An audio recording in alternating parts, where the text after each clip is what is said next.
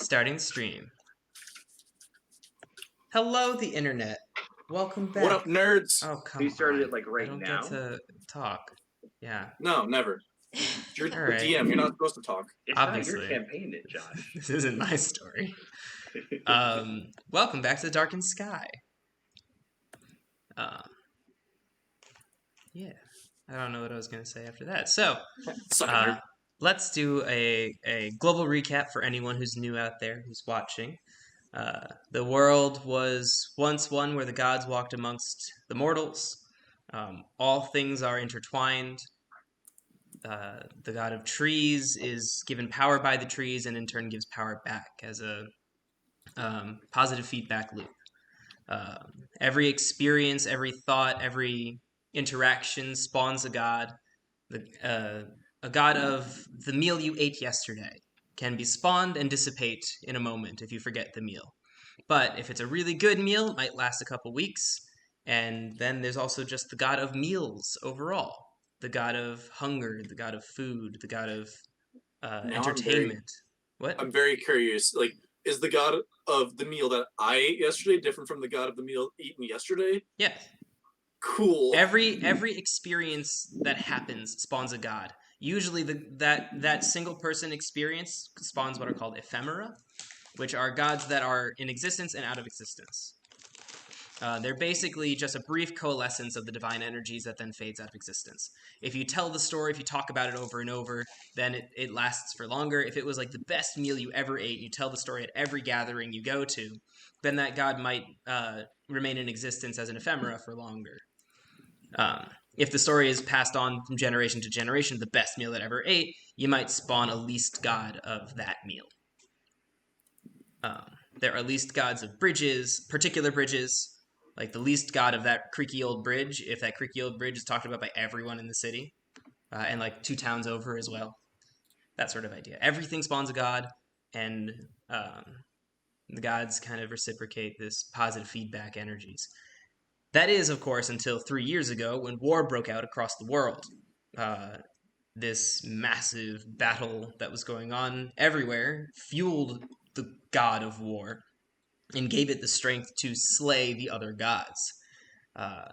The gods were as numerous as the stars in the sky and were, in fact, the stars in the sky, which leads us to our darkened sky, as war slew them one by one and the lights winked out of existence, until all that is left is the few stars, the few gods that follow in war's wake, and the red star shining in the sky. Beyond that, everything is gray.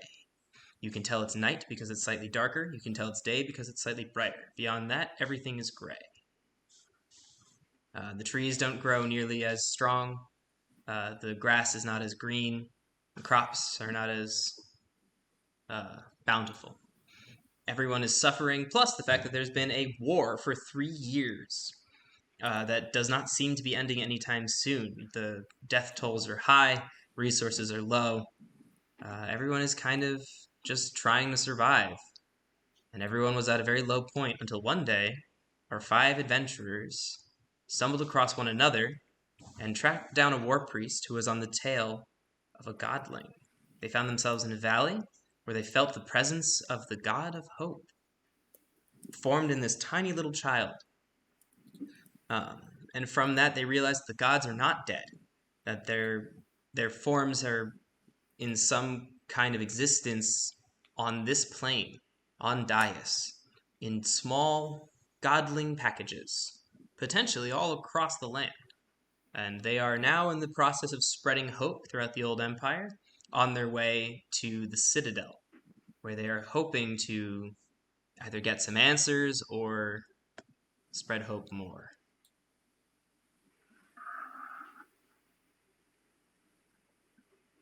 No, you're fine. You can have it. Sweet. Thanks. So now we return to our party. We'll go through each of them one at a time. We did get a prompt earlier. I don't know if anyone thought about it. We did? Yeah, AJ sent one to the chat. Oh, fuck. I didn't see any. It's been approved. No one approved it. I liked it, though. The The prompt is for each of you to think about a time where you felt some form of panic or disarray or trauma, but you were reassured or guided by the god that you chose to follow. Oh, right. I remember. Cool. Since this was the prompt that I came up with, I'll start. So we fade in from black into a cavern, small but well lit. There's glowing rocks and gems hanging from the ceilings amidst the stalactites, and in this cavern stands a nine, and there's a large table with several, again, slightly fuzzy, can't quite make out the details, but clearly dwarves. A little while. And Anaya is standing there speaking. Yes. Speaking her mind and going on about the truth of the matter is that we don't know what the rest of the world thinks of us. We've long forgotten what is out there. Okay. We've been behind our walls for so long. Please, let me go. Let me be an embassy for our people. And I will come back and I will tell you the truths that they know of us. Can you hear can from over learn there? and everything will be okay. She is incredibly anxious as she's giving this speech. You can also open it up on Twitch and listen to it with your headphones. Over by the council. I can't because I don't remember my password. The process for that. But she feels that Can the sign you weight into mine. of her decision is a good one, and light of truth is guiding her here. And eventually one of the councilmen speaks out. Fine. See to it. And they all stand up and leave.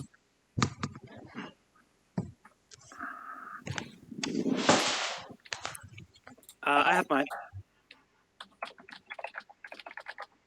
So, as has happened a couple times in these prompts, we see, we zoom in on a storm in the north.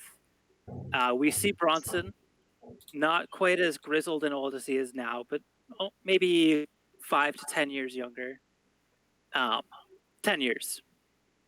And he is stuck in this blizzard, and it's a complete whiteout.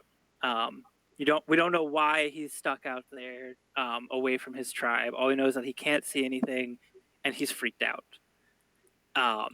He is definitely getting lost and twisted, and doesn't quite know the passage. But eventually, he brings himself to stop and take a deep breath, reminding himself that the North is his home. He knows this place like the back of his hand. And almost as if following a rope, he starts going along these trees until he hits what looks like a cliff wall. And he keeps following along the cliff wall until we finally see the mouth of a cave. Bronson goes inside, and you think that he's just in there to get warm, but as he gets further in, you start to hear the crying of a child. And finally, through Bronson's eyes, we see him come across a little girl. And he picks her up and comforts her and says it's going to be okay.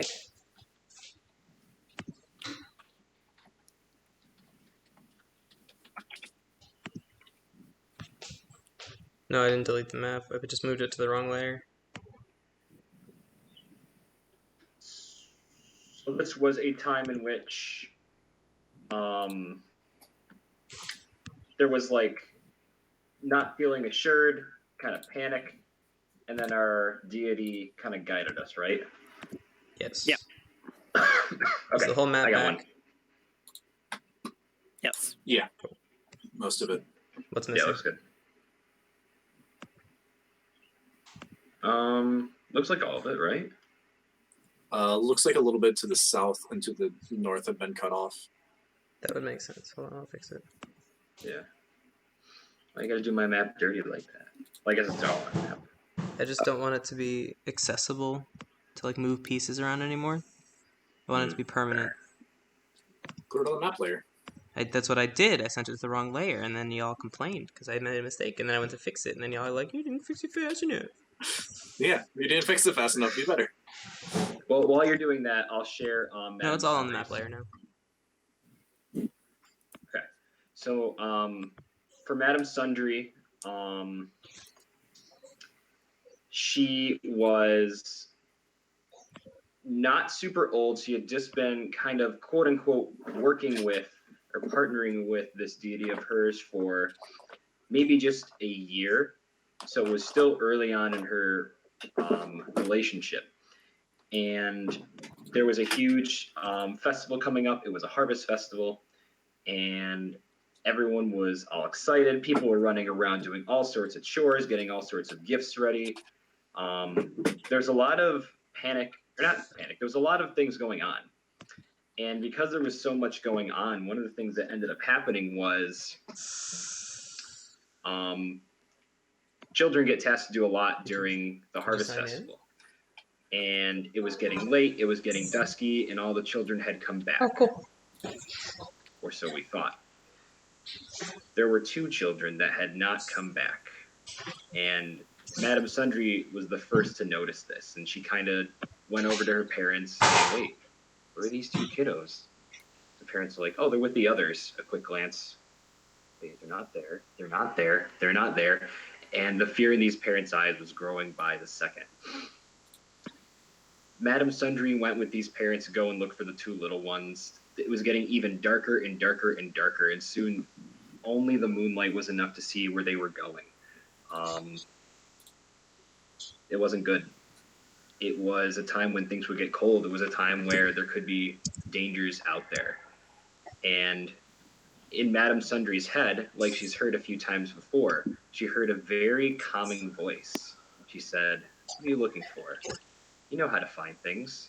You've done so well so far. Did you listen to the toads yet?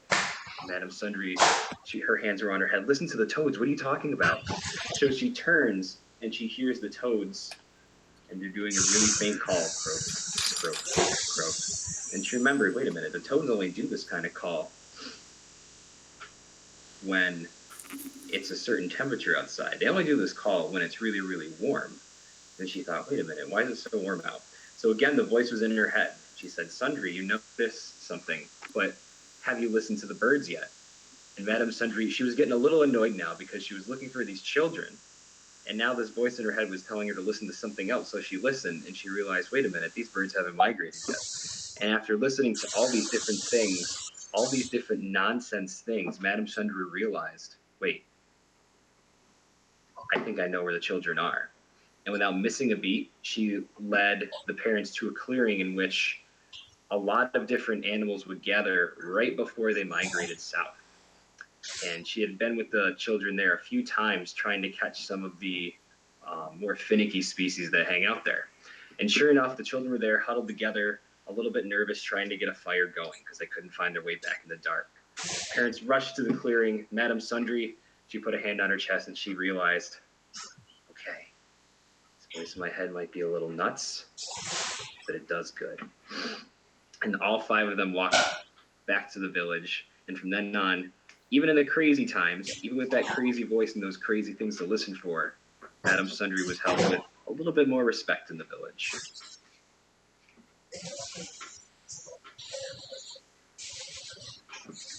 Yeah.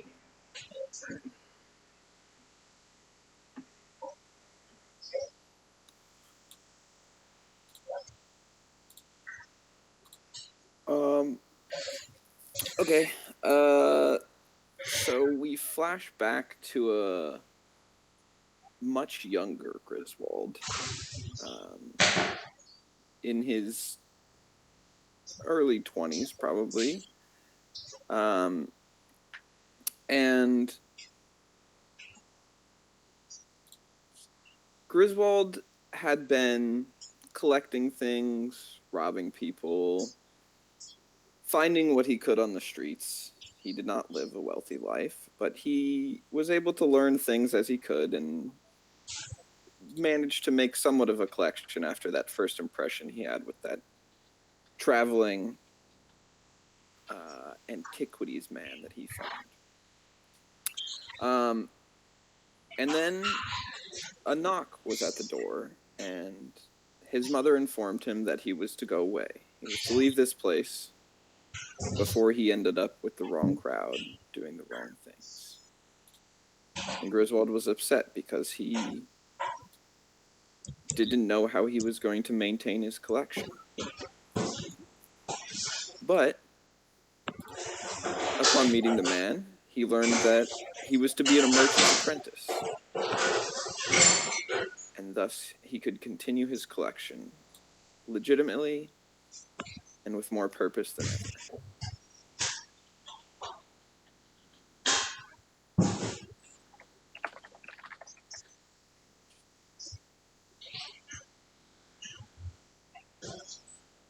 And thus his God guided him on the path to collecting more things. Rorik, your turn. You look prepared. Yeah. I noticed that I was using the traditional ranger build instead of the revised ranger, which I decided at the beginning that it was I wanted to do. And so I was just what? Got to do the revised ranger. Yeah. And I completely forgot that was a thing. So I've been changing my things to be correct. So what was the prompt? Oh, good. You seem very prepared. Somewhere we panicked, right? An instance where you felt panic or fear that you felt comforted by the presence of your God. Okay.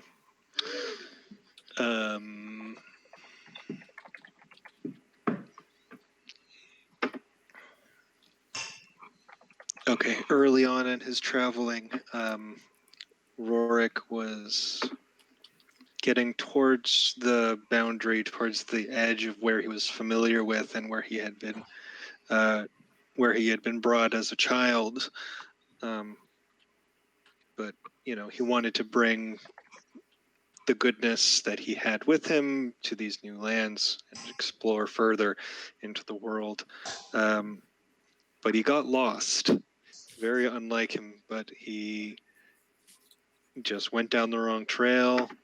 It ended up, thinning out and becoming sort of just empty woods, and he ended up completely lost and turned around.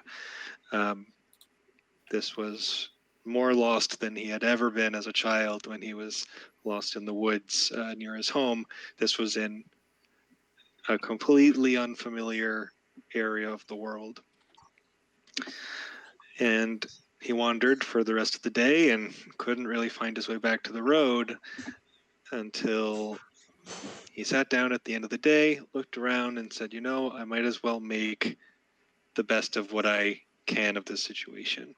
And as I make that realization, the berries and the fruits of the forest around him grew a little extra, as his God said, take advantage of the situation you're in and bring the goods of this mistake with you out of the woods.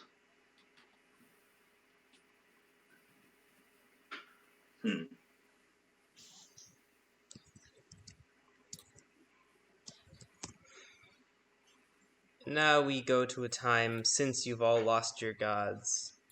And you unfortunately have been grappling with spreading your people's truth for some decades now, as you don't remember what that is. But you always in the back of your mind at least had the feeling of, if I asked, truth would tell me. Because the truth is the truth, regardless of where it comes from. So you always had this kind of backup plan that if you couldn't figure it out, or if you really needed to, or you really wanted to, truth would tell you. And then truth died. And so too did any chance you had of knowing your people's story, knowing where you came from and returning to it. And that crushed you. And then we go to Bronson, who lost in the blizzard. You were worried about your people, your tribe, and you managed to get through it because Passage was with you. Now you've lost your tribe, you've lost your people, you spent 2 years searching for them, and you haven't found it. There doesn't seem to be a way out. That one's pretty straightforward, actually. Sundry, there's one day that, I mean, you remember back to when you were looking for 2 children, and the signs all pointed to where they were, and you trusted that your God was guiding and leading you. And then one day you were walking through a refugee camp, and someone said they hadn't seen their friends in a few days, and you thought, I might as well help, and you read the signs, and you realized that you have no idea what temperature toads like to croak at. The birds were doing weird things. They were birds. And you managed to pull enough things together to walk everyone to a clearing that the children were not in. You didn't find them again. Griswold, your mother was worried you'd end up in the wrong crowd, and you just look over your shoulder and you see the 2 skeletons you're with, and you're not worried, but your mother's very sad. That happened a long time ago, though. Yeah. That's great. You made the wrong crowd, Griswold. Oh, yeah. I've made the wrong crowd. That's right. That's much better. And then Rorik, you had a day where you got lost in the woods. And you got so lost you couldn't find the road, and you know you've done this before, you've done it, you'll do it again. But unfortunately, this time, not only did you not find a place of abundance, you didn't even find a place of food. For the first time in a long time, you went a few days without eating. And that's when you knew that your God was dead. Like, you'd known it, but you were lost and starving.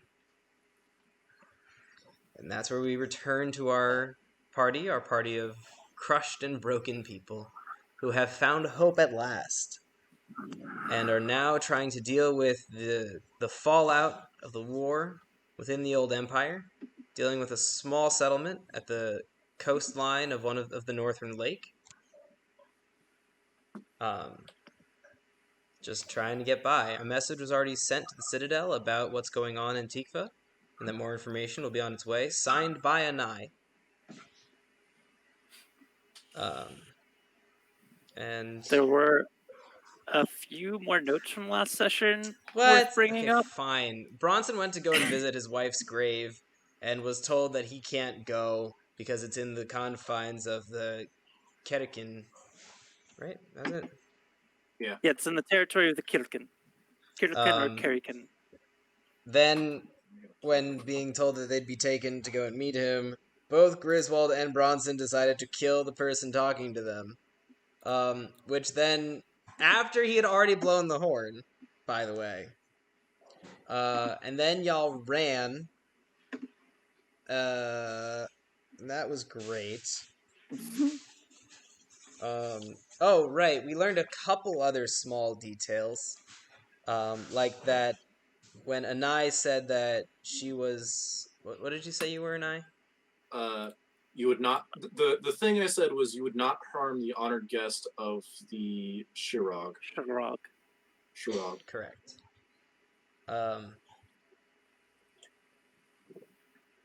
Yeah. Which prompted Bronson to facepalm, as he knows that the Shirag are not respected in the North anymore. But Anai does not know this.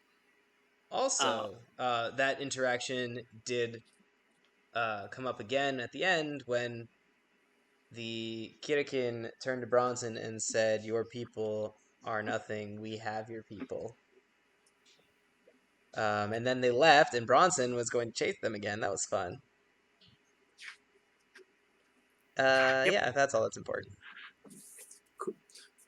We ended with me asking for insight rolls and Griswold, Anai, and Rurik being aware that Bronson is considering going north. Yeah, and then Bronson, Griswold tried to get him to do it. Yes. Definitely tried to get you to do it.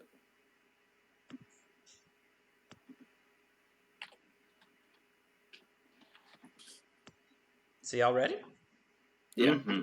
I believe we left off as we were knocking on the door to the harbor master. Was it the harbor master you were going to? I thought it was the... We left off. We had talked to the harbor master already. He sent us to the messenger. We got the message sent, and now we were just bunkering down for the night.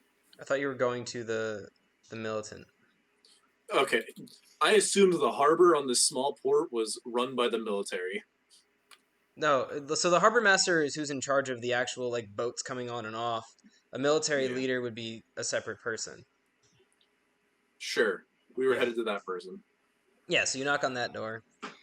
What? What is it? You have visitors. I can tell by the knock. Sorry, I couldn't think of another like better response than that. And mine was better than yours, so I won.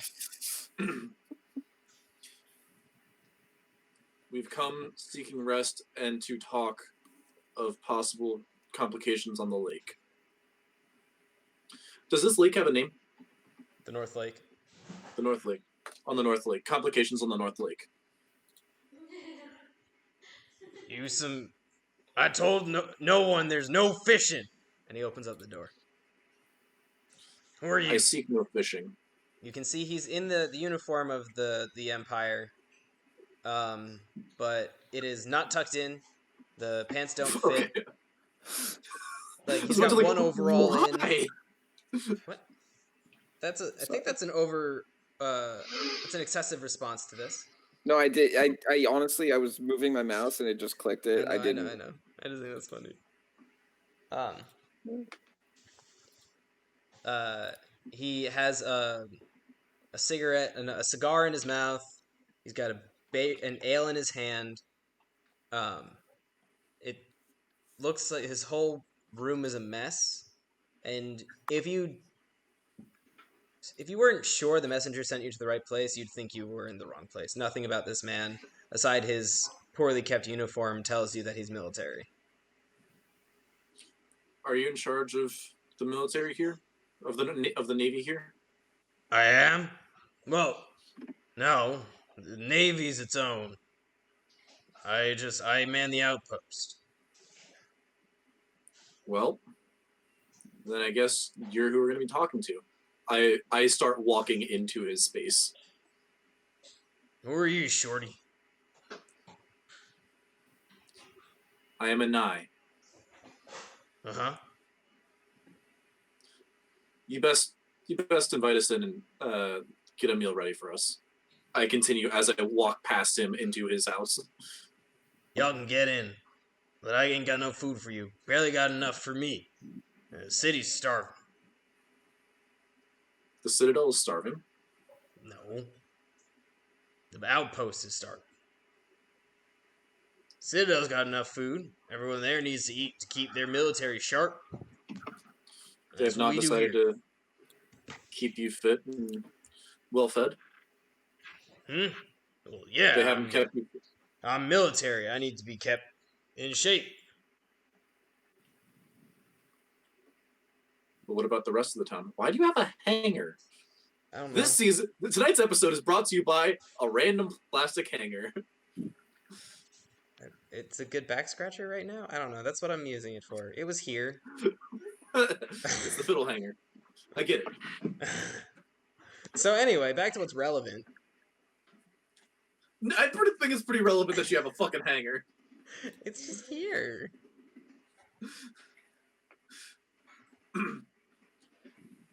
Well, you best be keeping the food coming. The Karakin on the northern side of the river seem mighty upset. Additionally, there might be issues coming from the south. Best be on your guard. And who are you? I am a Nye. You better listen now. That was a poor persuasion roll. I'm Montgomery, and I don't give it expletive. Fuck. I was I going don't with give a the fuck. excretion, but yes. I don't give a shit. Yeah, that one.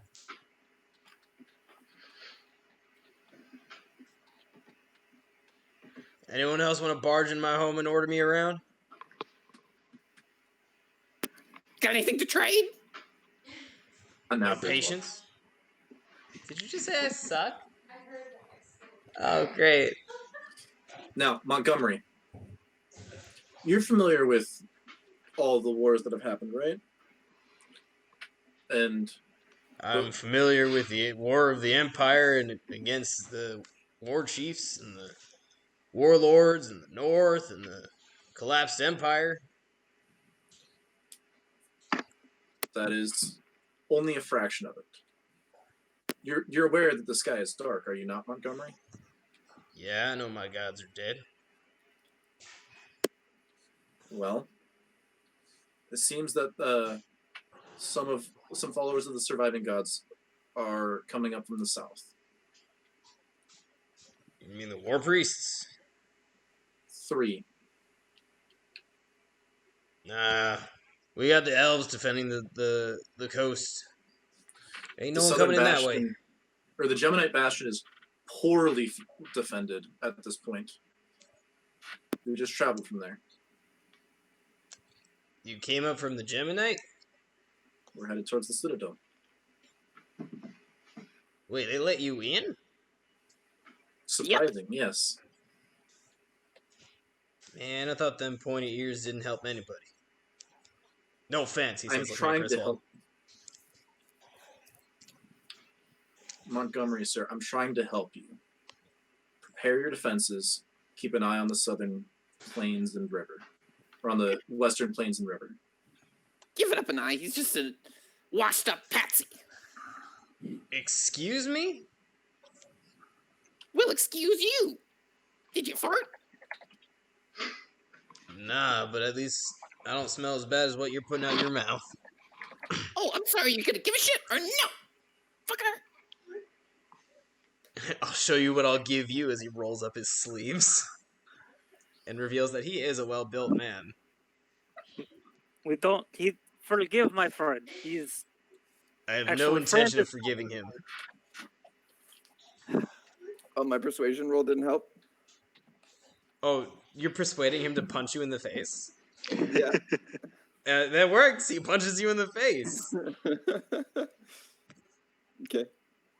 Does a 13 hit you? Oh, for sure. Okay, he just wallops you in the face. It's just the damage, but Ow! okay. I'm gonna try and get between them. This is not time for fighting. He's not one worth hitting. Trust me. I don't need a whole lot to get my blood going, and that felt great. Well, if you're looking for a fight, one's coming right for you. What makes Maybe you a say t- that? Why do you all keep saying that? You think war priests are gonna make it past the elves and somehow come to my little city? Okay, I'm going to say everything that Anai said, but not so pretty. We were in the town of Tikva. There was a war priest there. We escaped. When we were in the Geminite Bastion, we learned that one of the elves that are worshipped tortured and was trying to send a letter to Tikva for 3 war priests named the Hounds. They're coming. Why would they come here? Because we have hope. Guess you're worth showing? That's very morally Literally. upright of you. Literally, good sir. I'd take off my bag Emotion. and open the bag and lift up Hope. We literally have hope. But Yep, he was worth it, guys. Don't worry. Does anybody want to roll insight? Yeah, I'll roll insight. Oh, of course. First rolls of the night coming up. All right, Griswold. Bronson. Oh, mine was private. I'll fix Still that. a 20. Rorik, jeez. Nice. You can read so evidently the expression on his face upon seeing Hope is, how much can I sell it for? Oh boy. With minor illusion, above Hope's head flashes the words "not for sale." Well, yeah. And so thereafter that, and you brought it to me. You've endangered my people. That makes you threats. So I'm going to have to arrest all of you.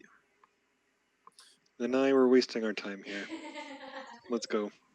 Mm-hmm. So be it. No. I came to warn you. I What? came to warn you.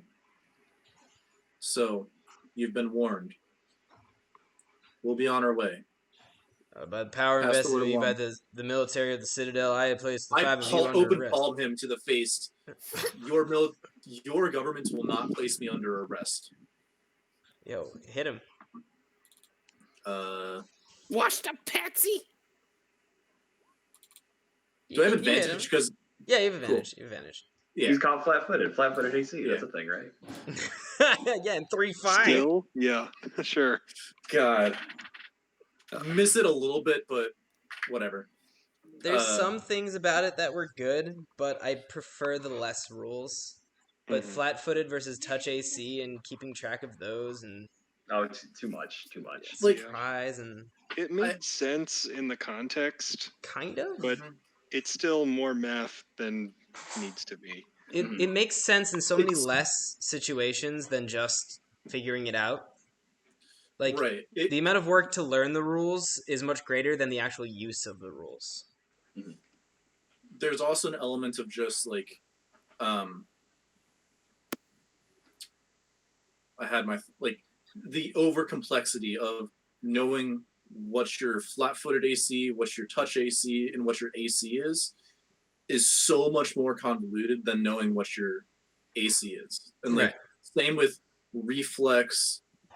If you want to go back in what time, we do can talk about will. Thaco. Maybe I next am- session. Maybe next session. Thaco is math but stupider. Is subtraction but stupid. I mean, I've played some 2E. I understand Thaco. I and it's barely the understand worst. the concept of Thaco. It basically it's base attack bonus, but it starts off But high it and goes lower. inverse. Yeah. Yeah, because Anyway. better armor makes you have a negative armor class. Right. Yeah, let's It's get back to dumb. the thing that's currently happening. Yeah. Did you intend to do damage when you punched him in the face? No, I tend to break his nose.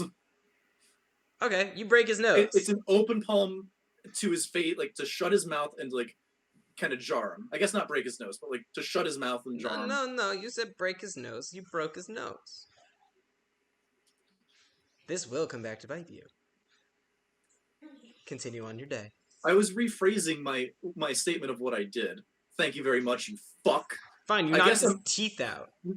Sure, that I will accept that. Yeah, alright. And he spits the teeth on the floor as you walk out the door, and you see an angry face, and the audience knows that something bad is going to happen in the future as the door closes behind you.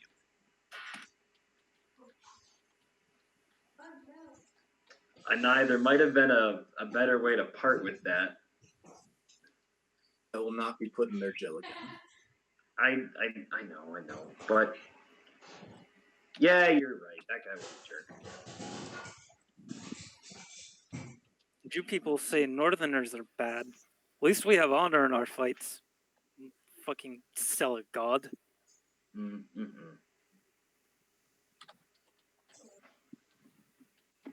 So you're walking into this impoverished, obviously poorly run little town. Where are you going?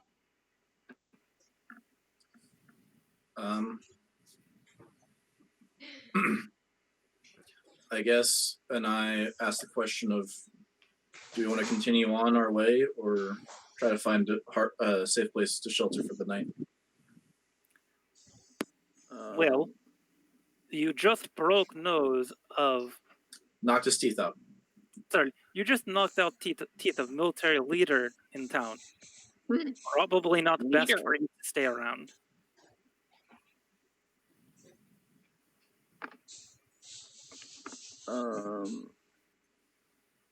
Can I do like a perception check or something to see if there's anything like worth staying here for, or is it just like utter trash? Is that really how you want to phrase it, Griswold? Because you would find it worth staying for utter trash. Yeah. Good roll.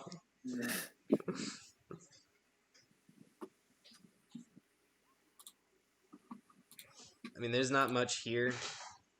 There's a barracks, a garrison, and then just people like market trying to sell wares and things, but nothing really functioning too well. Plus, it's all mismanaged. Yeah. Okay. There are horses. There's a stable. Ooh. Probably not take gonna the become- horses. We are not going to become horse thieves. No? What, you've been scarred too much by Skyrim? No, it's just horses are the things that you do not steal in any setting. I mean, I wasn't going to suggest stealing them. You got money for a horse? I don't know how much. Probably not. I don't know how much a horse is. Well, don't look at the book, because that's not how I'm going to do it. So, Not cheap is the answer. generally, they're pretty useful. Whatever money we have plus one is going to be whatever it costs. No. Can I go up to the stable master? Yeah.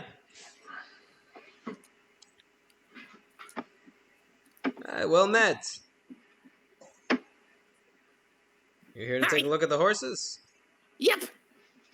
Well, they're beauties, aren't they? Are they?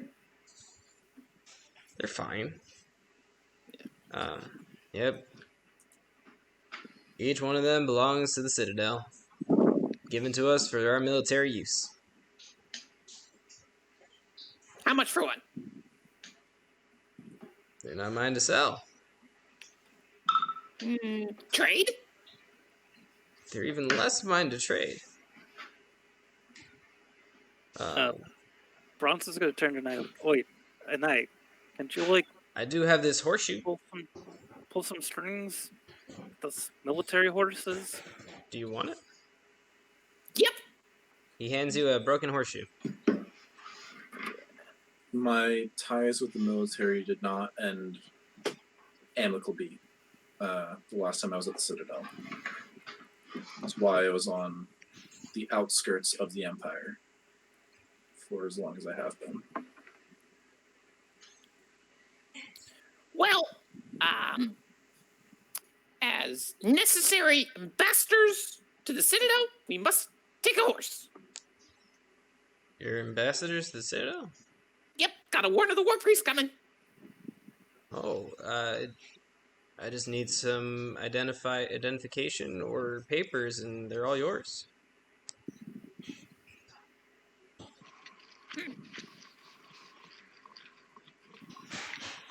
Do you have that?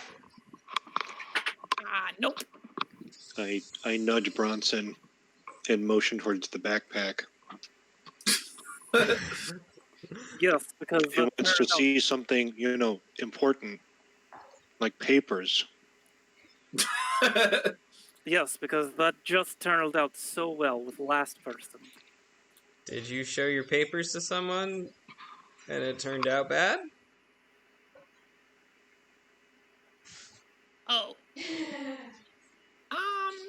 Yeah, let's go. Okay, bye.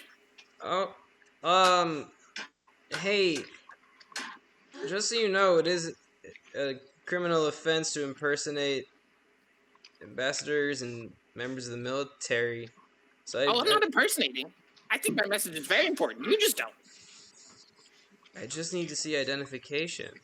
Right, I don't have that. What do you mean identification? Look at me. I have fucking skeletons with me. That's my identification. Wouldn't you have broken That might be how you identify yourself, but I don't know who Anai you steps are. forward. I am Anai.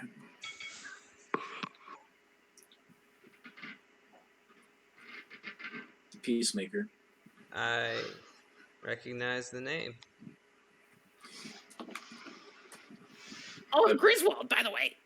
Pull up my. I won't forget. I pull out my seal. That's unnecessary, and I recognize the hair. I've seen you I before. thought you needed identification.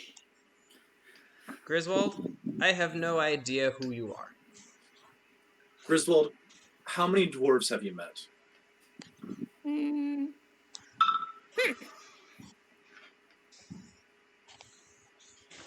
I hadn't thought about that. I guess just one. Uh, last I heard, and I weren't into such good graces, though. That is correct, but things have changed, and I need to talk with the Emperor as soon as possible. I know. Do you remember me and I? Can I roll a history? Yeah, Can I roll an insight? sure. What are you inciting for? If he's telling the truth? He is. Okay. And I, looking at him and thinking, he does seem familiar. You recall about 10 years ago, there was a squire moving up the ranks in the Suslands, which was the center of the empire, that you basically you had a conversation with him about how to put himself forward instead of basically how to speak his own truth and move up in the ranks instead of waiting for others to see it. This is him.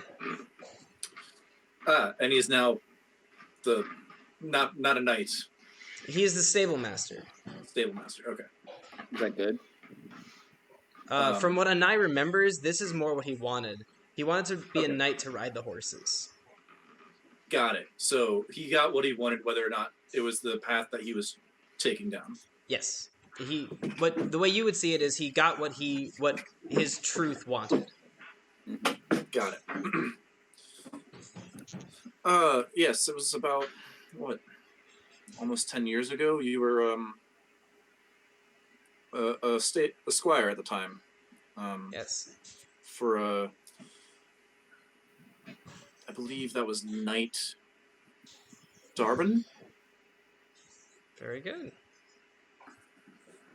You know, and you speak the truth. And Always. it helps. I don't know what's been happening. I know our master here is an atrocity. But if you think That is what an you're understatement doing... from Montgomery. Hmm? That is an understatement from Montgomery. If you think you need the horses, and you think the horses are for the betterment of our empire, then the horses are yours and I, regardless of what the others are saying. I know you did everything in your power to stop this war. Sometimes things are out of your control. I have hope that another war is not brewing. Hey, And I have hope that the sky will no longer remain dark. well, you ever find a way to bring the gods back, you tell me. All right? I'll tell you what I can. Sounds good. He unhitches some horses, gets you some saddles, and bids you farewell. Very fine wording. Mm-hmm. Well, that was close. This is the mini game that I've decided to play. Mm-hmm. Nice.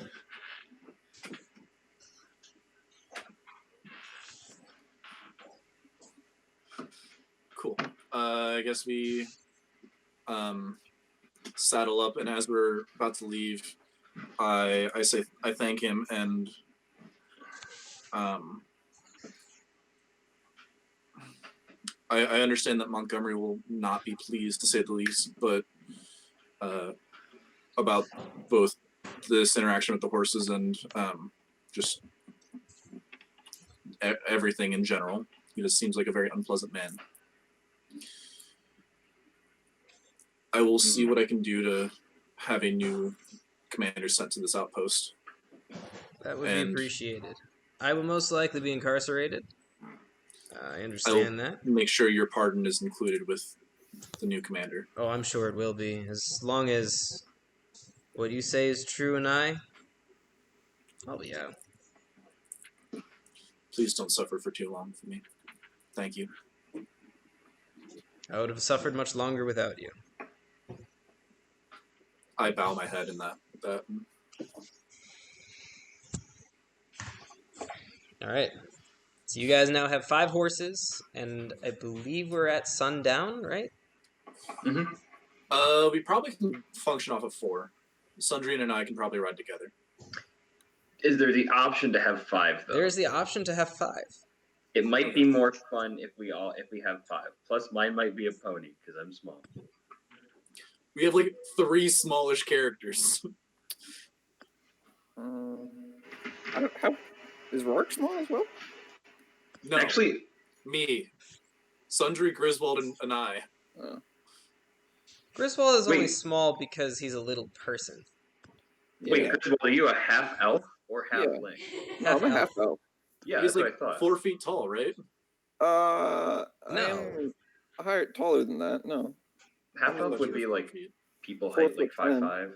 4'10". Okay, sorry, you're 4 inches taller than Anai, who's a dwarf. I want to pick. I think Griswold would ride the biggest horse. But I also have a lot of shit. That's true. Actually, you don't have a riding horse. You have just like a draft horse carrying on. Yes. Or he just rides a mule. Yeah. We've already gone over the fact that Griswold's thighs are massive from carrying all this stuff, so he's got to have a horse with equally massive thighs. Just one of them uncomfortably muscular horses. Mm-hmm. So perhaps it's sundown. Yeah, it is sundown. I believe this is sundown on the 7th day of your journey. Are these branded horses? Are they military branded horses? Yes, they are. So I would like to say, I just realized that my mic's been muted this whole time. But I was also going to say, It was so wonderful. oh, fuck you. As you're haggling over horses and Bronson takes the side of getting only 4 horses, he says it's because we think we can fit all of us on 4. But this is where the insight rolls come in, and you guys start to realize he's not asking for the 4 horses for that. He's asking for the 4 horses because he doesn't think he'll need a horse. Ooh. Shit. Reed, Amanda defended you for my mean statement. Thanks, Amanda. With that comment, especially since I rolled the nat 20 on your insight roll. Yeah, so I think I just want to point out, I was thinking about that nat 20, and I think everyone else knows that Bronson will plan to go to the north. Mhm. And I knows that this is a bad idea, and knows that Bronson knows this is a bad idea. I probably, as we're saddling up, I probably try and grab a hold of Bronson and say, at least make it to the Citadel with us. It's west. My people are north. Come to the Citadel with us, Bronson. Please. What can one person do for your whole people? There might be more resources. There might be more allies we can find to help your cause if we go to the next city with us. Or What if we can get things 5 done, we can go people with do? you. I'm Yeah, trying well, to be quiet so about right it, about this interaction, but yeah. Oh, okay. Oh no, So- Sundry knows. Sundry hears everything. Yeah. Sundry hears everything, though. Yo, where's Yeah, your it's headdress, basically- Zuba? My the- what? Your I'm- headdress. I'm in Rothschild. Yeah, he's home. Oh, what are you doing there? Oh, Oh. Jerking off.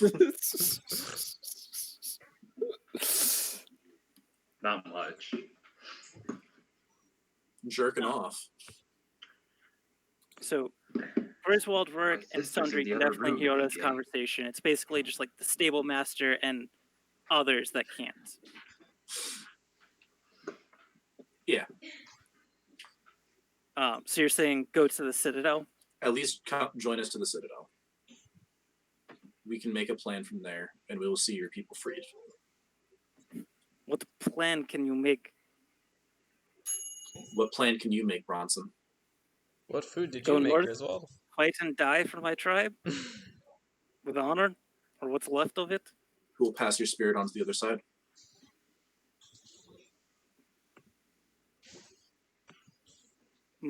Whatever's left of my tribe, maybe? You? I do not Hopefully. know the words. Bronson, travel with us. I do. I know the words. I will never trust you to pass me on, Griswold. Travel with us. We'll make a plan. We'll figure this out. We will see your people freed. So Bronson's probably been fidgeting with the saddle at this point, up until now, as he's keeping his hands busy to talk. He then kind of dusts himself off and looks. He's like, "My people have suffered for 2 years while I've searched. Why should I have to wait a day longer to find them? Why Your should I people allow them to suffer your- any longer?" Your people have suffered for 2 years. They will not notice another 2 weeks. But I will, and I understand that, Bronson. I know this problem. But if you go alone, your people will continue to suffer as you lay dead. You will not be able to free them yourselves. You know this is the truth, Bronson. Yes, Travel with they us. have my daughter and I. I You know. that pain? Do you? Do you understand Bronson. the pain of a father who's lost his daughter? Do you understand the pain of a mother who doesn't remember their children?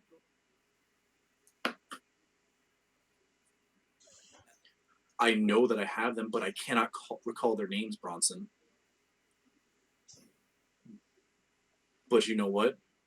We have other priorities, and we will see your people freed. We will find your daughter, and we will find mine. But it is not something we can take lightly to diverge from this path. All right. You have other priorities. Bronson then takes his bag and hands it to him. You have I refuse to touch it. Bronson, put your bag on your shoulders. Travel with us to the Citadel. I'll take it.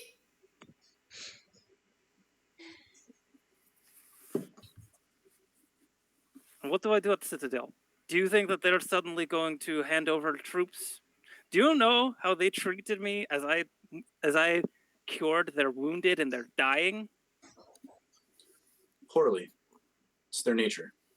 And you expect them to suddenly what? Give me resources, tell me all of their secrets, act like now I'm some hero? It took me months to get any respect. You carry hope with you. If I carry hope, I will gain that respect, and you will have none of it. If you carry hope, you will gain that respect. You are the bearer of hope, Bronson, not me. Okay, I want to take a quick pause and point something out that I think could be really cool. So when we did the nicknames prompt, Bronson's last nickname was Bringer of Death. And it would be really cool if his nickname started to transition to Bringer of Hope. Yeah, if you weren't so reticent to show hope to everybody, maybe it would. I mean, conversation for a different time.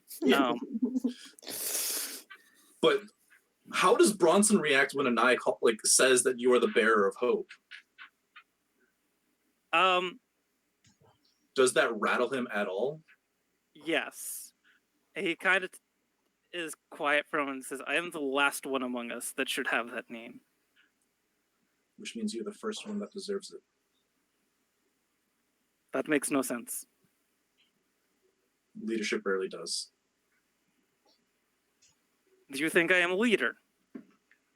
The one who openly insults everyone here, who tells you to not save small villages because there are larger villages that need saving and make you all upset, and then you don't listen to me. You think that's a leader? With time, yes.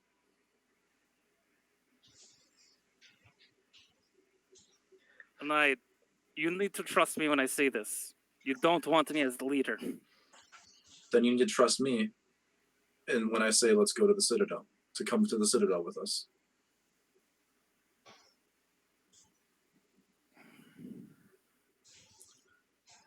If you don't want to be the leader, fine. So be it. Then follow the fucking orders. I don't want to follow orders. I don't want to then lead. Fucking lead! If I lead you, it will be to death. Do you not get that? Everyone around me has either been trapped or died. Everyone Look I at love. Griswold. Do you think he's had an easy life? Look at Sundry. Look at myself. Look at all of us. This is a theme. The gods may be dead, may be gone, but their influence on this world clearly hasn't. We came together for a reason. I would like to point out the three others are welcome to jump in on this conversation of whether or not it has gotten heated enough at this point. Yeah, I think I've been enjoying I listening. think the three others are just as uncomfortable as I am in this conversation. What we would add would subtract. Okay, that sounded weird. If we were to add anything in these heated moments, it would only subtract the validity of what you're both saying. When the time is right, Sundry will jump in, but right now, she needs an in. She needs this an is in. true. The You stars also can't do it. Not today. Not today. I you think also probably know from the week of travel that among the four of you, Anai is the only one that Bronson respects. Wait, you don't respect Rorik? wow, that's fucking rude.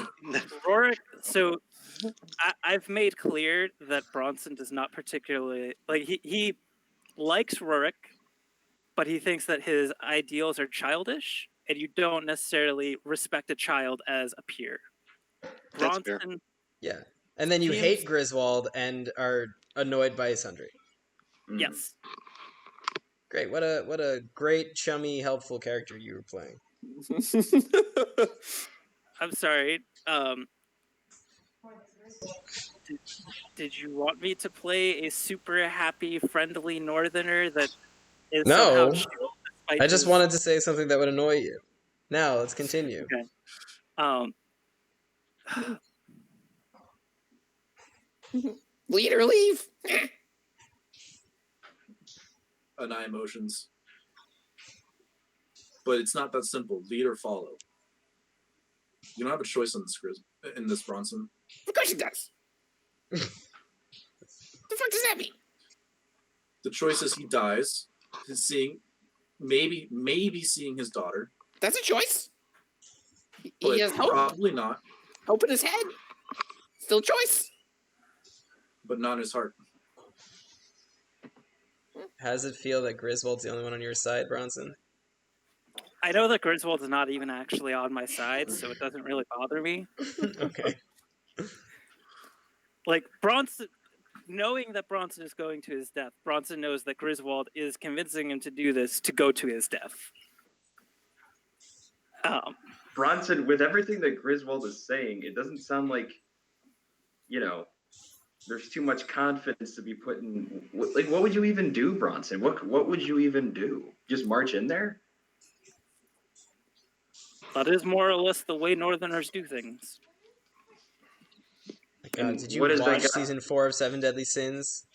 Come on. Oh gosh. Nope. Oh, gosh. No, not yet. Oh gosh. I've been watching the 100. Sorry. Season watch- 4 of Seven Deadly Sins is not worth it. There are some It's- scenes that it's- are, it's- but I was really disappointed by it. It's very different here. Um, But Bronson, what has that done so far? What would that do one more time? It sounds like you're doing it for you. You're not doing it for your people. If you're gonna march in so you can perish like that, Wow. you're not doing it for anyone but yourself. That's not who the Bronson I know. That was dope. Wow. That was well said. Mic drop. That was me. What I was trying to get across, but not as eloquently. That was dope. I might fucking cry right now. Jesus, dude.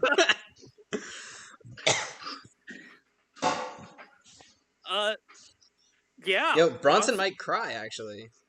Yeah, Sundry, you see this 6'6" man that has constantly demeaned and berated you, look at you, break down crying as he finally processes not only the years of grief, but the past couple days of realizing what his tribe is probably going through. As you say just the right words to touch his heart. Mm-hmm. I kneel down next to him, and If he's broken down on his knees, he's still taller than you. You're at my actually, level. yes, I standing. My hand You goes got on his on your shoulder. tippy toes. Yes, I'm on my tippy toes. Walk up next to him, hand on shoulder. Bronson, my friend, you're real strong, and your shoulders are really strong. There's you work so out. much that you want to bear on these shoulders. That's hard. That's really hard. It's a journey that you're gonna learn. It's a journey we all need to learn too, but there's a right way to bear the weight of others on your shoulders. And you have the compassion to do it, but we gotta help you do it for someone other than yourself. And we can do that together. Bronson cries for a minute, and then he looks up at you. He's like, "What is point of tribe leader if he cannot carry burden on his own back? What good is he?" Support those around him.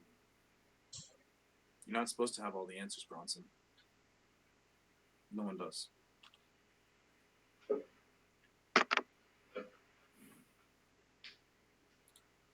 Bronson pulls himself together,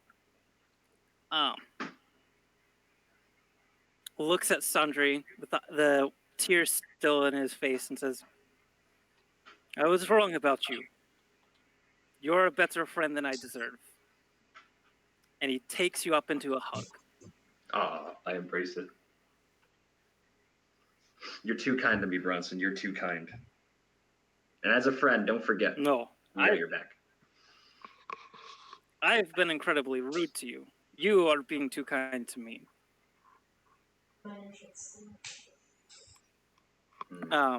Bronson lets Sundry down, kind of gets up, pats himself on, and says, "Fine. I will go with you to Citadel. See if the generals there have any respect for what my tribe has done for their northern troops. See if they're willing to tell me what they know about the Kirkin and what help they can provide. But from there, you must go where hope needs to go. I must go north." That's all we want, Bronson. From what I understand, the North is in need of hope just as much as the rest of the world. Yeah, that's where we're going. You need your muscles. Dumbo. I think that's the most appreciative thing Griswold ever said to Bronson. Yeah, actually. Possibly. Griswold knows choices are final. Okay. All right, the sun has, or I guess the light has darkened from the sky now. Well, if I'm going with you to Citadel, I'm going to suggest we leave town since we broke teeth of military leader. Oh, I imagine we had this conversation as we were like not riding hard, but like walking on the horses out of town. I think you were walking the horses out. I'd imagine we were walking the horses out, and when you two got heated, you dismounted and got in each other's faces. Probably. Or Bronson dismounted so that he was. No, you were leading the horses out, and then just stopped. Oh, So okay. this was like almost right out of town was when Bronson stopped, and you guys knew that he was going to say he wants to part. Yeah. Mm-hmm. Yeah, because that's a directional choice at that point. You Maybe 5 minutes out of town. Yeah.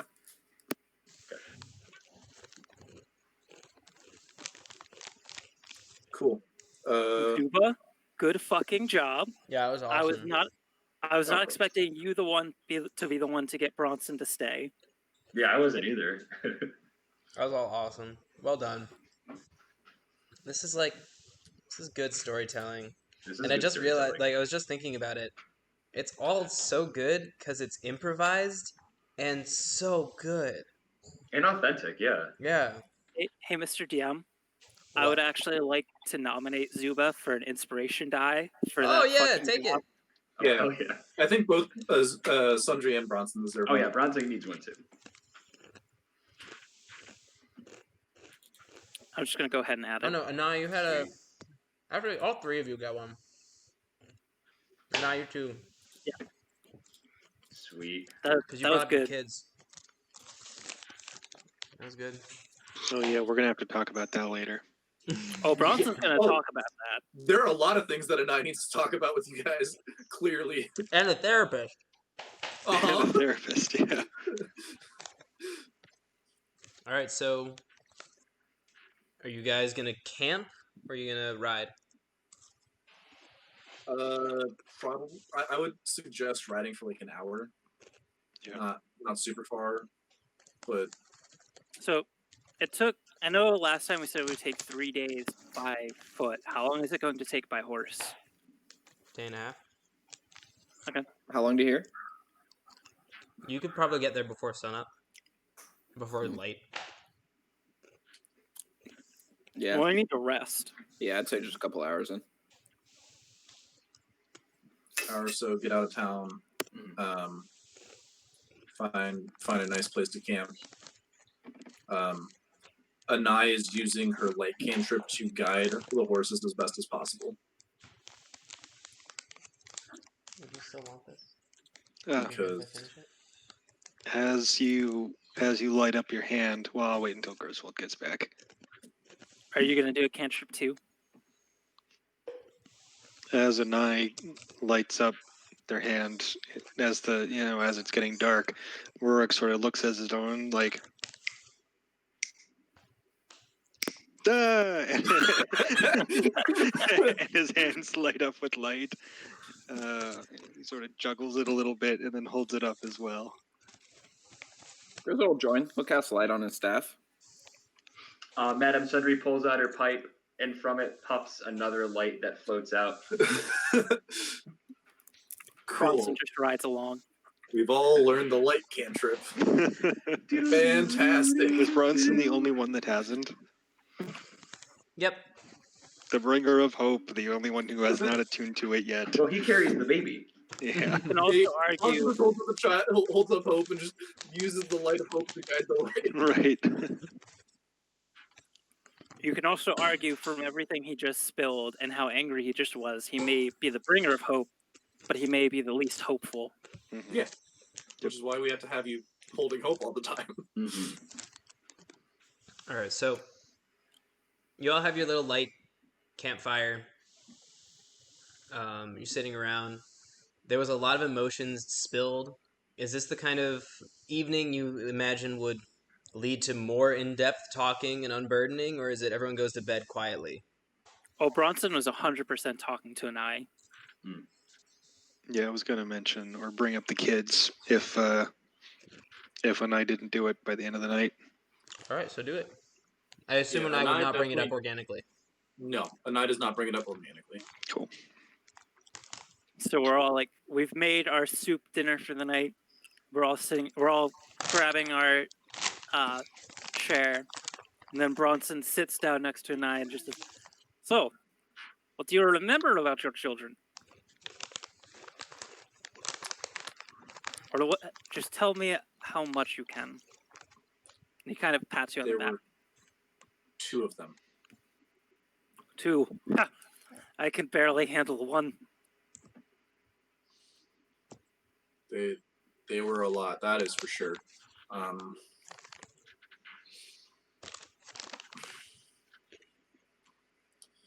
I don't remember. I think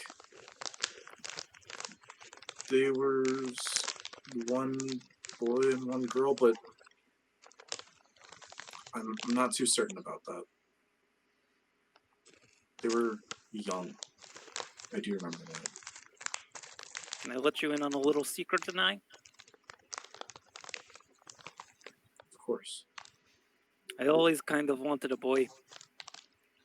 Girls, not only are they hard to raise, but they face a lot of hardships that I don't. I wanted my son to be the tribal leader next. Girls don't get it so often. Also, talking her about the period, way too much work.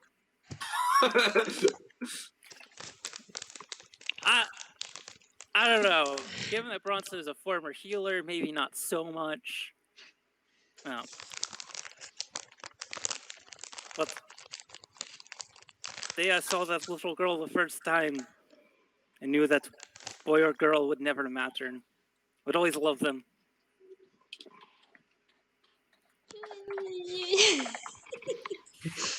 I remember how much I loved them. That Oh my I don't goodness. think I can forget. No, that would never leave a parent. And it won't leave them either, wherever they are. They know. I hope. Bronson kind of looks, she's like, I hope you're right. At this point, Bronson, for the first time, takes Hope out of the bag and like holds it up like a dad Like tossing Simba? it. No. Would you turn like to around make a dad. religion roll, Bronson? Maybe with advantage this time? Oh. Doesn't need it. Bronson, you learn the light cantrip. Yay! You don't need to get whispered because everyone knows now. What you feel though is that welling feeling when you would connect with your god, when you would connect with passage, this feeling inside of you that allowed you to channel its magics. You feel that a similar gateway opens when you're just interacting with hope, and you feel this light pour into you, and you remember how to tap into that spell you once had. Okay. Bronson kind of feels this, smiles, and says, "What do you say, Little Hope? Do you want to come to North? Help me find tribe." It nods. You're good.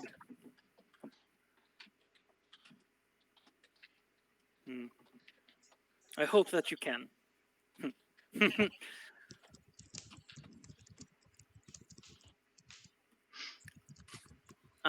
Bronson kind of sits Hope down next to him.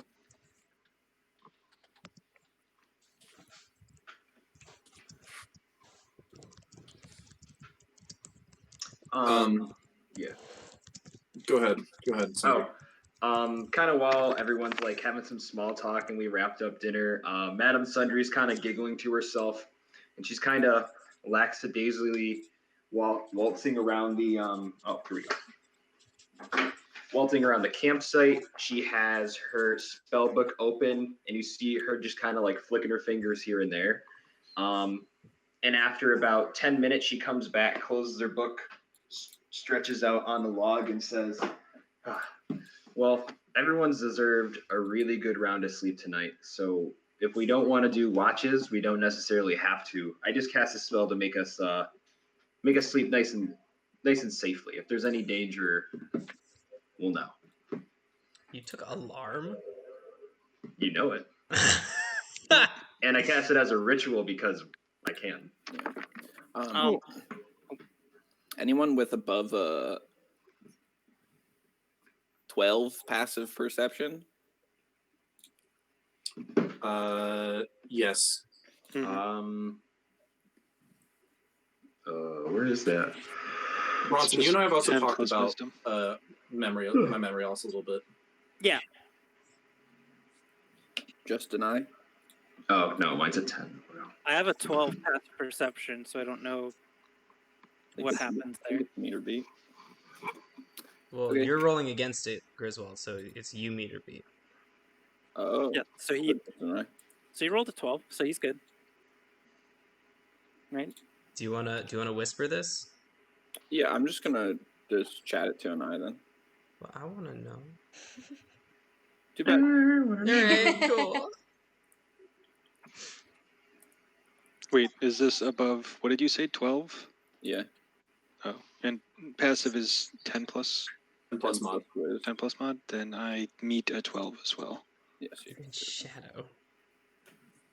Am I the only one trained in perception? Yes. I got it.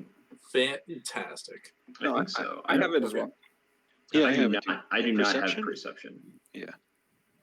Wait, how do you have proficiency in perception and your passive is still under a 12? Oh, is it plus, it's 10 It's- plus proficiency plus Wisdom modifier. wisdom modifier? Oh, then yeah, that's well above a 12. No, it's 8 plus proficiency plus wisdom modifier.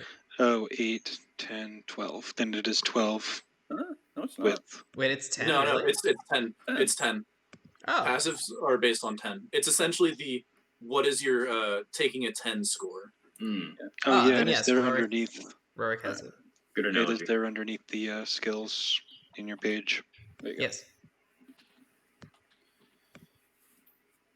Cool.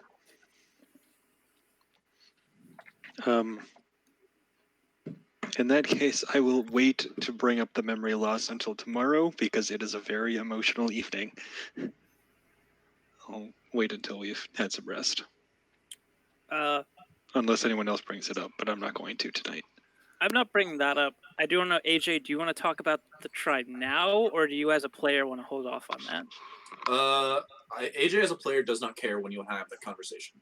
Okay, because I think at this point Bronson puts together, wait, I've never actually said that name. Right.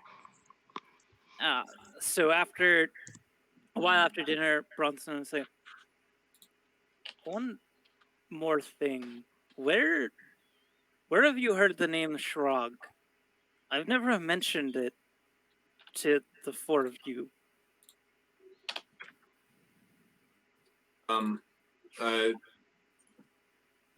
I traveled to the far north years ago, and I traveled with the Shirag. I was their honored visitor at the time. She looks around, stands up, walks over to her bag and pulls out. She pauses, opens it up, pulls out a scroll case, and walks back, and opens it up, flips through several paintings, and before finding one of a frozen wasteland. I remember description- you've shown this to Bronson before. Oh, I have? Okay. Yes. Yeah. I did not travel alone when I went to the far north. It was with the Shirag. If I remember correctly, there were two that I became somewhat close with, Baron and Elaine. Not Baron. Say it Baron. right. This is a Nye saying this after 50 years, Reed. Okay. 40 years. Like, it has not been a short period of time since she's last heard this name spoken aloud. She definitely butchers it. Baron and Elaine? I believe that's their names. Do you mean Braun? Yes. God, it's been years since I've heard that name. How do you know those names? How do you know the Shirag? I assumed that you knew the tribe as the North, but how do you know the members of the tribe? How long ago were you with the Shirag? 30, 40 years ago? Do you remember a little boy that ran along with Braun and Elaine? Not off the top of my memory. It's a shame. It appears that we did not meet them.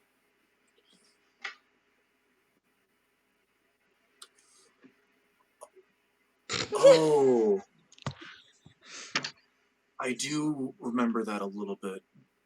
Bronson bursts out in a hearty northern laugh, and probably the first time you've heard Bronson not sarcastically laughing. And it sounds just like his dad. My God. I remember your birth. Oh. Elaine was very pregnant when I first started traveling with them, with your clan, and I was told I came out big and healthy. and loud, from what I remember. Don't remember that part, but I'll trust you. My God, that's... I hadn't even thought about that.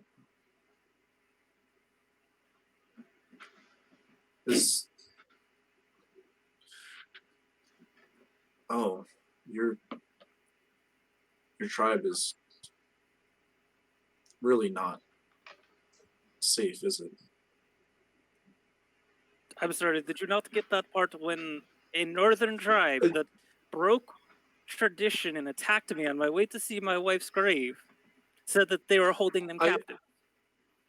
I understood. It's just I'm not that intimate with all of the cultures. And again, clearly it's been many years since I've traveled to the far north.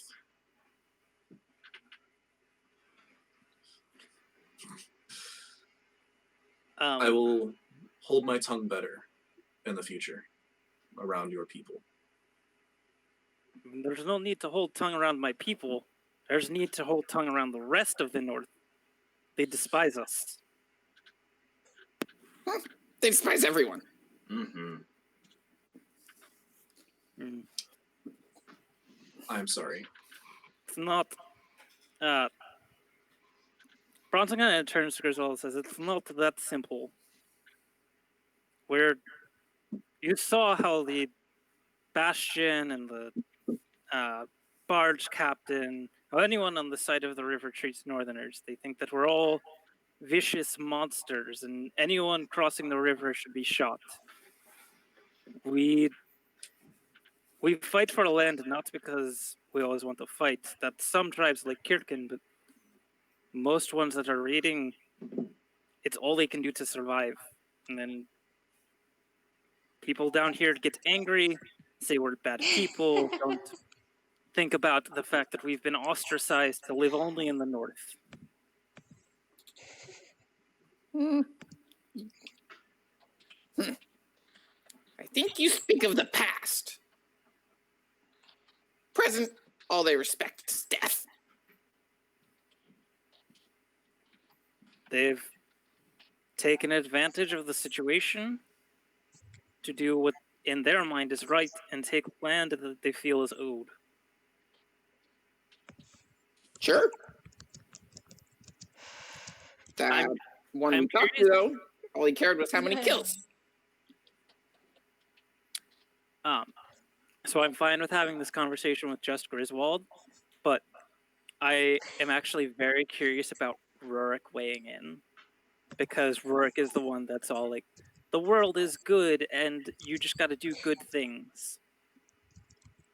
Whether or not Rurik wants to actually interject is up to him. But Bronson's going to say, yes, that is new tribe. I don't know anything about them. New North. You're right. It's not the north that I knew. Thank Varys Khan for that. Who? Varys Khan. He was the one that unified the north and brought us to war with the rest of the world. Would I have known that at all? Unlikely, right? Josh? Say again? Varys Khan, would I have known who that was at all? Way further north than you ever made it. Never heard of him. And you're probably better off.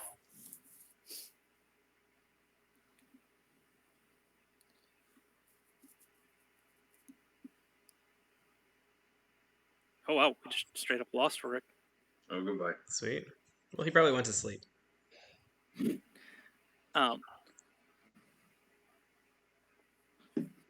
he is. Yeah, and that's the I don't know. I got nothing else on that. If you got more to say. extent of as far as that would go. Interesting discussion on how Bronson views Northerners versus the rest of the world. Any other conversation to be had before everyone sleeps for the night? I don't think so. I think that's enough for this chapter. All right, everyone sleeps. Protected by the alarm spell, so I don't get to do annoying things in the middle of the night. So I won't bother. Well, you could try, but it's just I get alerted. Yeah, we'll just know about it. So right. So instead of you being totally can. obnoxious, the spell has dissuaded me from doing anything. So we'll just. I'm playing Sundry as a really fun wizard. I'm enjoying it. You'll see. So morning, or what passes as morning now with the Darkened Sky, comes. You all break camp, mount up, and begin to ride.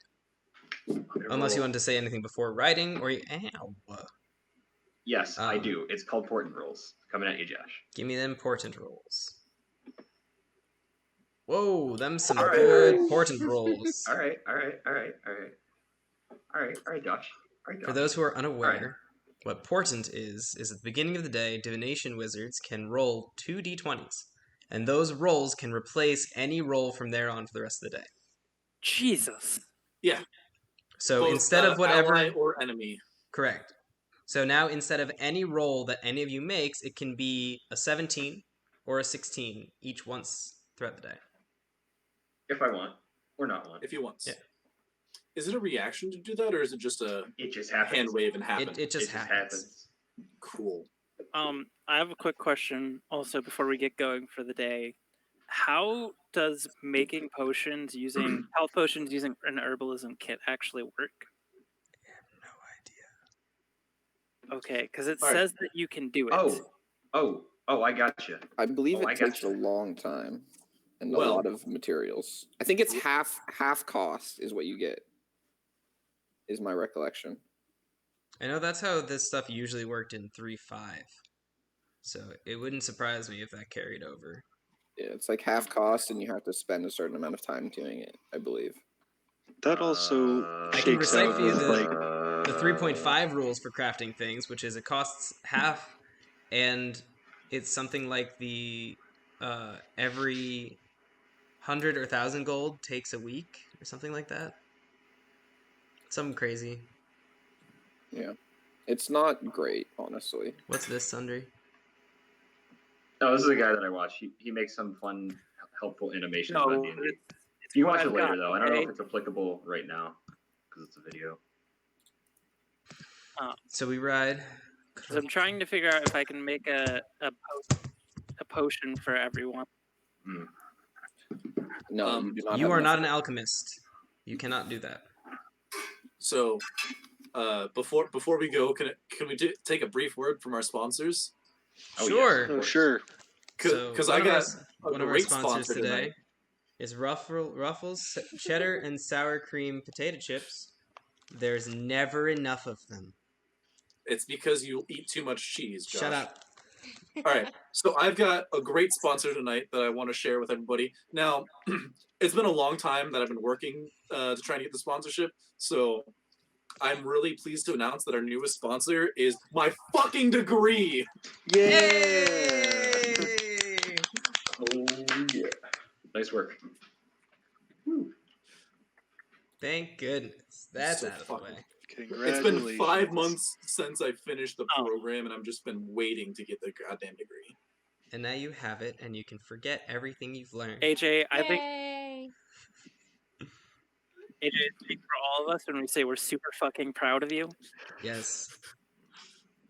You've done a great job completing. And that's legit. That I know it sounded bad, but that's legit. Like, good job. You suck. I didn't mean it to suck. Yes. It's all good. I get And it. now it's recorded forever. Yeah. But you did it. You pushed through all the stupid nonsense you had to deal with, and you got it done, and it's done. Hell yeah. Thanks, guys. I just wanted to share that with you guys actually, In that person, case, not I would- just on a fucking photo. Also, this week's sponsor is Denali got a cat and hasn't showed us yet. Oh yeah, show the cat. Yeah, that's right. Making Show you us move. its 3 legs.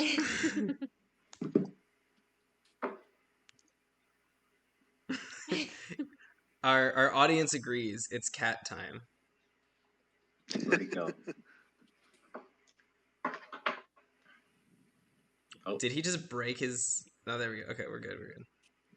Also, Reed, as you were talking earlier, your mic cut out. About what? I have no idea. Before we got distracted by the Mic cat. cut out. Oh, I was going to say. Oh, I just Hey, finished pooping. pooping. Hello. that's a tiny kitty. Sorry, Reed, It's we a got very cute. again. It's a fresh cat. I can't even be mad. Thank you, Denali. Thank you, Denali. Wait, does Kitty have a name? Triple play. Triple threat. Yes, it was on. They Triple posted it on threat. Facebook. Oh god. Yes, her name is Maya. Maya. Wait, is Maya a guy? No, it's a girl. She's so sweet. What was your joke going to be, Zuva? Oh. Wait, so you need. Sorry. Maya- So Well, Breeze Maya is is Maya he Is Maya who? Maya. Alright, Maya. no more jokes. Uh, Opportunity missed. Anyone else So- want to do a sponsor? No. Yeah, Or this show my episode- cat. Jesus Great. fucking Christ! Let me talk. I'm so excited that we keep It's so cutting off dark. Reed to look at cats. I'll turn the other light on because it is dark in here. Can you see her? Because she's a I black want to see her cat. eyes. Hi, Hi, Zeva. Zeva. She's so pretty. Hi, Ava. The cats that I have here are little shits. I'm not showing them. Oh my god, she always lick your finger? After I eat my dinner, Oh yeah, that makes sense. she likes pesto pasta too. We all like pesto pasta. Yeah. I gave her some turkey on Thanksgiving and she loved it. Oh, I my bet. God. So, I'm looking at All right, the. so where are we? We're going down the I'm looking at the stack exchange for D&D, and it looks like in order to make a healing potion, you need to have proficiency with herbalism kit, and then it also costs 25 gold pieces and takes a day. Yeah, that sounds about right. That's fucking ridiculous. For what 1d4 plus 2? I think healing potions are 2d4 plus 2. And you know what, Reed? Yeah. When you're low level, you kinda need that. Maya. Yeah. Yeah, so any way that I can make some health potions Nope. besides spending 25 gold? I'm not giving you free money to get health potions at a time where I'm not even attacking you. Yeah. So You're right, but I'm trying to prepare for the times when I will be attacked. Well, So then I will spend the say- time to do that when you can do Josh. the cuts easy. I will say, some of the rewards you should be giving us, more than just magic items, Is are money. some gold. No, Yeah. screw money. I gave you so many opportunities to get money, and y'all were too goody two shoes to take it. You literally are carrying around 100 gold with you. I am aware, but What do you that's mean? a different story. What are you talking about? We have That's a 100 quest, gold? not a Oh, Remember I there's have the money. chest oh in yeah, right. Tikva. You have a chest with 100 gold in it that you're taking to the Citadel. that Yes, I and am I've- carrying. I've I very forgot about that. forcefully not mentioned that so that no one will spend it. It's actually 90 gold, sir. 90 Yes. gold. I have that written down as well. You took 10 of it? I know I gave 10 of it back to play for his travel to get to the Oh, Citadel okay. when he recovered. I believe that Zuba actually brings up a good point / question in the chat. Of Yes. the That dank herb. What was that stuff called again? Heelweed. Heal weed. Oh, yeah. What Yes. else would a weed that heals you be named Oh, that's in right. Josh's world? I have Where things are written named. down that I took 10 of them. Things are named the After- way humans name things. It's not my That's fault. true. It's not Yes. my River, creation. river. The town Water River. named Hope, where we found Hope. Okay, that one was mine. That was cute. That was a cute way to intro the campaign, though. Thank That you. was Yes, pleasant. the twin bastions, because there's two of them. The Gemini. This is how things are named. It's This not is- my fault. You're not wrong. It's like why there's so many rivers if you translate some words from Yeah. different Gosh. languages. No, Yep. you want to talk You're about not- how many elm streets there are because there was an elm tree on the street? Like, that's how That too. things are. There's like Church Road because that's where the church was. That's how Oh, things yeah. are named. I also want to say that I came up with the name Shirag for my tribe because I looked up in an orc translator, healer. Yep. Get the fuck out. Yeah. At least Orcish is a fakeling. I mean, they're all fake, but like, English is not a language. It's 3 languages in a trench coat. It's true. So let's go back to the heal weed now. Yeah, you want to keep making fun of my stuff while I have control over your fake little lives? I'm Yes. not making fun of your stuff. I'm making fun of my own name. I So was anyway. making fun of your stuff. Heelweed can be applied just Yes. straight. Yes, good girl. Heelweed cures and prevents diseases and heals 1d4 of damage. When it is powdered, it can be Good job, Maya. used to wake. You can use just the smell of it to wake the unconscious. So it heals 1 hit point when powdered and dried, and Maya.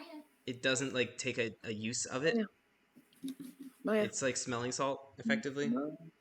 Um, Okay. Oh, But- so like you can have a dried version of it to use permanently. effectively, unless you start abusing it. Okay. But yeah, it only restores 1 health to those who are unconscious. I want to say that I did something towards health over the past couple days. So could we say that I turned a couple of them into powder, and then also still have some ready to use? How many did you have?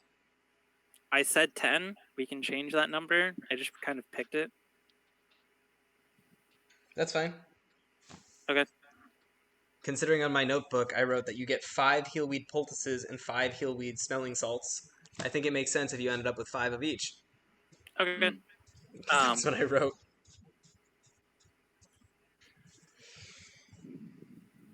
So I will make a note of 5 as just heal weed, and then 5 as the powder.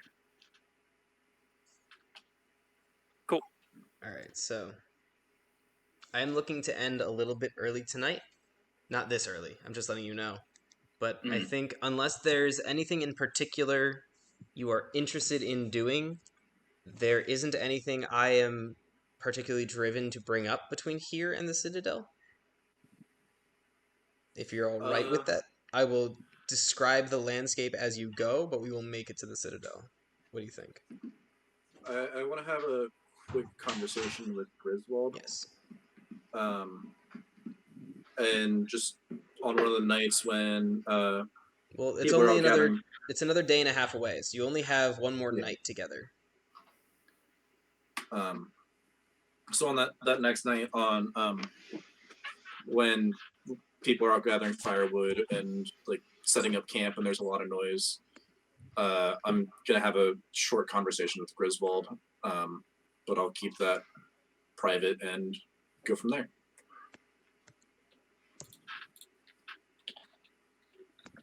Okay. Yeah. Rorik, did you want to have a talk with Anai about her memory, or do you want to just move on?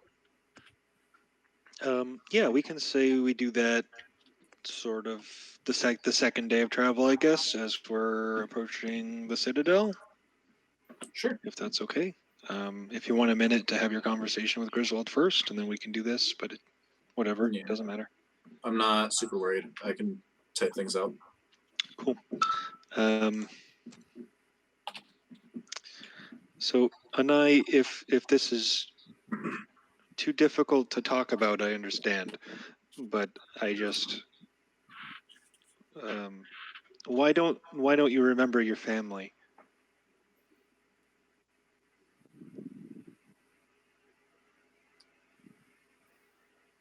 That is not a question I can answer. Not because I don't know the answer, but because I've given my word to not speak on it right now. Okay.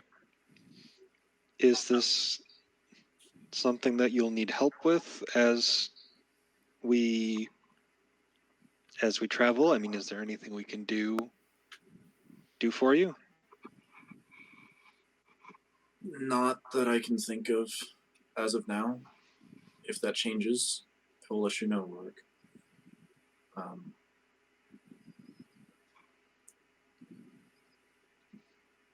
There are a lot of things about my people that have been kept secret for a very long time, and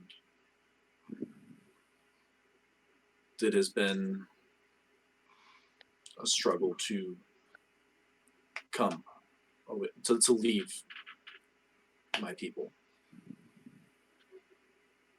If things change and information needs to be shared, I will share it. Okay.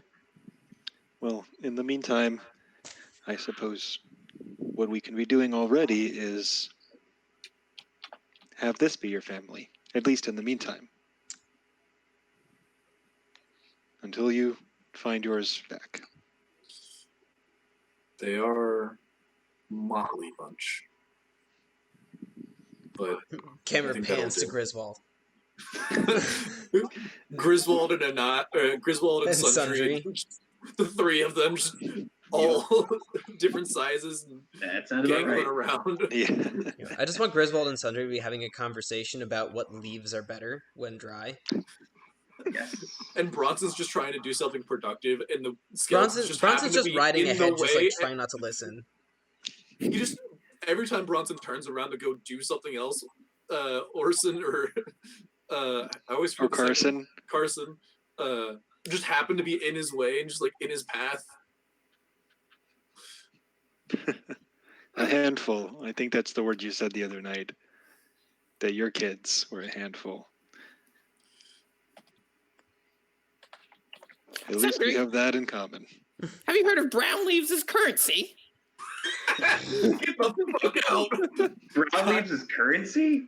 Well, I mean, I love me a good brown leaf. You see, when you put when you make tea out of brown leaves, Griswold, more of it stays at the bottom of the cup, so there's a cooler picture when you look at it, and people get real psyched about it. And I kind of tell them whatever it is. But why would would you all go around picking up brown leaves? They make for a great currency. Yeah. But what makes you say that, Griswold? I'm really curious. Down by the creek. Yeah. You gotta find the stumps. Oh my god, stop. Down by the what? I was trying to place what that was from, and now I need you to stop. You didn't get at the brown leaves, Josh? Come on. I got it at the brown leaves. No, we're good. Thank you. What is it from? It's from Nadpod. Oh. They use brown leaves as a currency down at the creek. Mm-hmm. They also like to eat the brown stuff. That's where all the brown flavor stuff's is. the best part. Yeah. All right. They're very brown people. So just as a description of what you're passing through, the closer you get to the Citadel, the more militaristic it is. You're moving away from the refugee camps and moving more towards battlegrounds, training fields. Fields have been overturned. There are cities you're passing by. What you're moving through is one of the districts of the Susslands. Actually, not just one. You're kind of traveling through two of them as you go through here. So what was once a whole district, basically a state, is what you're moving through. And it had towns and cities, but a lot of them were... Oh, stop it. Did you get Skittles? Yes. Did you not bring them over here? Nope. Can you bring me Skittles? Nope. Suck it, nerd. I'm gonna go get Continue your Skittles narration. now. That reminds me that I want candy too. Hold on. Yeah, right? So I keep my goddamn desk. they're my Skittles. Josh, give us a depiction of the area. What was once Skittles are more important. Multiple towns and cities and farmland. You can see that the towns have either been built up or changed to a point of being more garrisons. The farmland has been more flattened and is definitely set up with like dummies and training grounds and that sort of idea. If you had never been here before, you would think that this was always a military area. But those who have ever seen this land before are really seeing this quiet, peaceful, democratic state being just changed beyond recognition. There's still towns and cities, but the predominance of the landscape you're moving through is military. In fact, the roads you're on, you can still see some of the root systems that needed to be cut, if you are looking at it, are still seeping sap. Like, these roads are new. Very, very new. You can see the other roads that they cut across. You can actually see what looks like the remnants of a town that was abandoned that the road plows through. This was all entirely set up for this war. And you pass through the big circle city. Again, military base. But everything looks like it was set up for a time where there was more people. Everything feels half empty. But it doesn't really strike any of you because your lives feel half empty. So everything just feels like it matches. You spend one last night and have your last conversations, and then you ride to the Citadel. which I suppose I probably should have made a sheet for. Oh well, I'll do that for next time. But the Citadel, as you ride up to it, those of you who have ever been to the Susslands know that the center of the lake used to have a floating township. If any of you've seen, I mean, if you've watched Avatar: The Last Airbender, like the village in the river, when you have to clean the river up, that episode, just like that. What you don't recall, however, is the massive walls that have been built around it. The fact that you can actually see beneath the water iron chains holding it in place. There are 2 bridges that look like they can move that attach to the citadel in the center. You think that there's probably something left of the town that was there, but so much has been built on the exterior. There are parapets, there are towers, there are walls. The walls are taller than the warships that sail in and out of them. This is. I just want to ask. This was a town that became a city because of the fallout of the war. This is a town that became a city because this is where everyone fell back to. Yeah.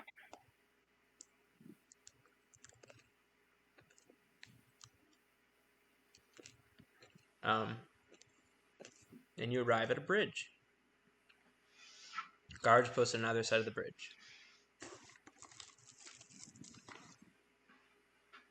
We wave in a friendly manner to hail the guards. Hello, hello. What brings you to the Citadel, citizens? I think Anaya's like conflicted because she was someone popular here. Is your hair visible? Yeah. She's gonna be riding towards the front and Lady speak Anaya, out. are you not on mission in the east? I had to do directions in my head because like Yeah, I thought messed that it was up the too. west. I have returned. I seek counsel with Emperor Delron as soon as possible. A rider should have come through. A messenger should have come through, not but yesterday. We received a bird. Did we send a bird or a person? I thought we did both. We sent a bird. It was a Sent bird. a bird? Okay. Cool. Messenger should have come through. Oh, Your internet got all wobbly there. Mm-hmm. Still AJ, you is. probably want to cut your video. Dude, wait, download the porn until after D&D.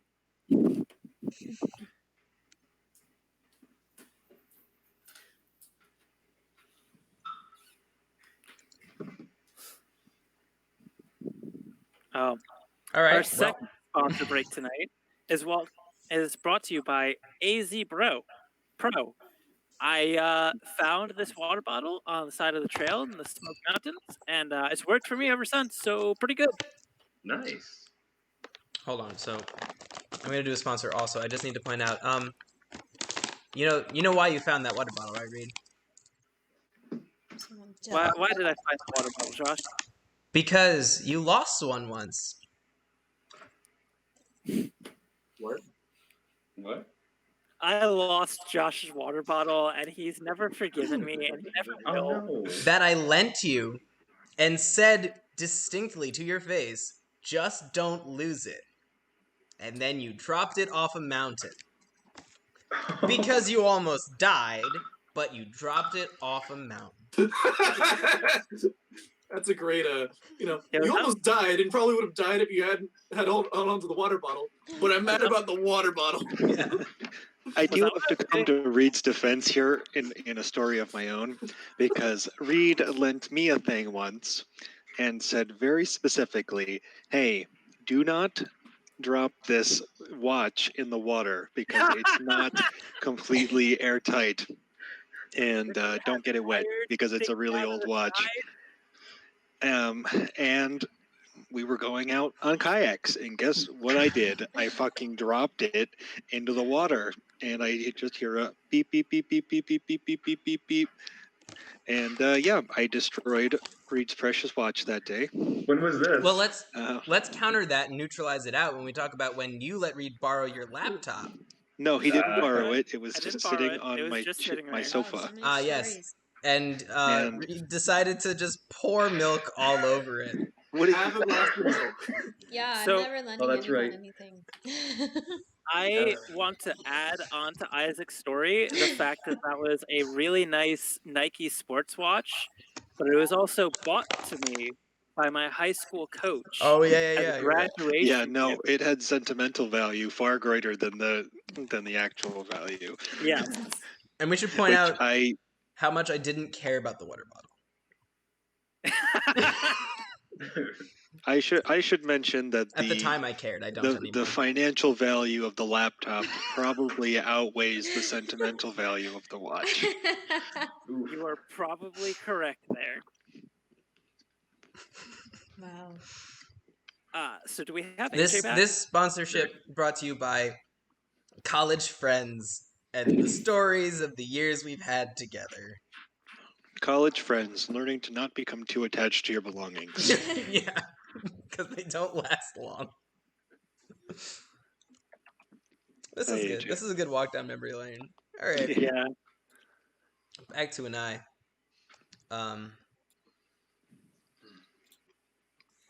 We received your bird, and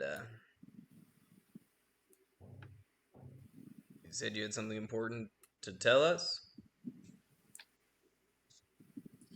I have a very important thing I need to tell the Emperor. Right. I would hope that the message gets carried throughout the ranks, but that is not fully my decision to make. No. You seem to be quite powerless, actually, don't you?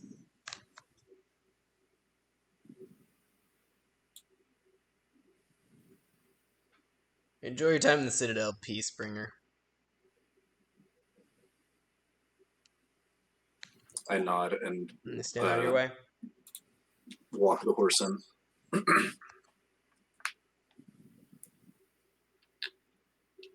You're muted. As I'm just within earshot, just so he can hear at the edge of his range. Guy's a dick. Ha! Nice.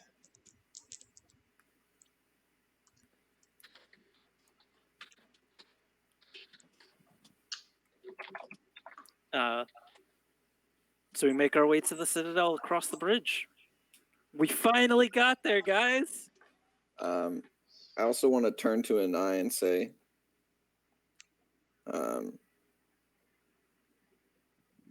Whose day did you fuck up? Sorry. I could not hear what you said there. whose day did you fuck up when you left?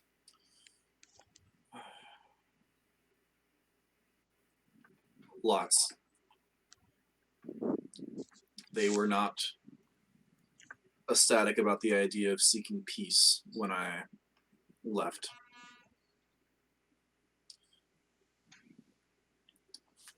Bronson lets out a chuckle and says, "Sounds like something else we share in common." Although, I can't say I really ever cared about making peace.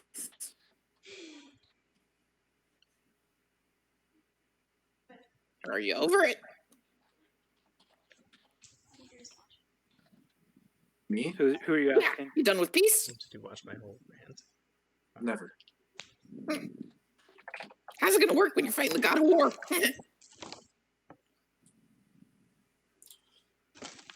That is a problem to be solved later.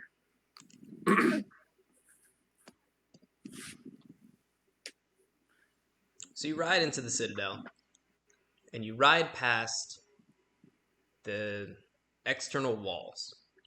These giant floating beams. And if you look down into the water, you see that they are deeper than you'd think, held down by chains that thick chains wider than a person across that go deep into the water. And you ride in, and you pass through the gateway, and you are over water again. This huge expanse of water that there are ships all throughout. And you can see that the citadel itself appears to be a patchwork of buildings being added onto a center core. So you can see just like spiraling out districts being lengthened, elongated. There's construction on some sides of it where it just keeps getting bigger and bigger. This whole thing seems patchwork because it really is. It was thrown together out of need. In the center, you can see there is a large building. That's most likely where you are headed. It is able to. It's a tower that can actually see over the walls. So it towers well over anything else in the rest of the citadel. But yeah, you've arrived. And the citadel seems okay. Most of the people here seem like they have food, housing. There are a lot of angry faces, a lot of beaten, like crestfallen individuals, but it doesn't look like people are starving or dying of gangrene, so not a bad place to be.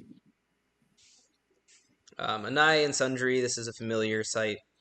There are districts that were added since you left a month ago, or however long ago you went. But you make your way through the center of the city to the base of the tower. They didn't confiscate our horses, yeah? Mm-mm. Okay. I suggest when we get to the tower that we turn him over to the military.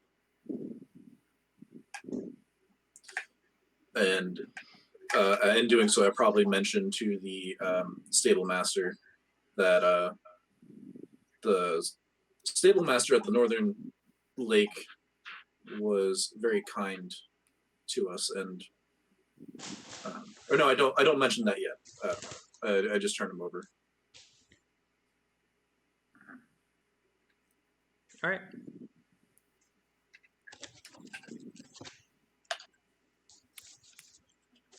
Are we going to go in, or are we just going to sit here and visit you Southerners say thumb twiddling or something like that? And I takes a very deep breath before she walks in. She's definitely like hesitating, holding her feet, and like dragging her feet a little bit. But after you make that comment, she turns, looks at all of you, and nods, and starts walking in. I think you mean thumb in the bum. That's a new one. I will try to remember that.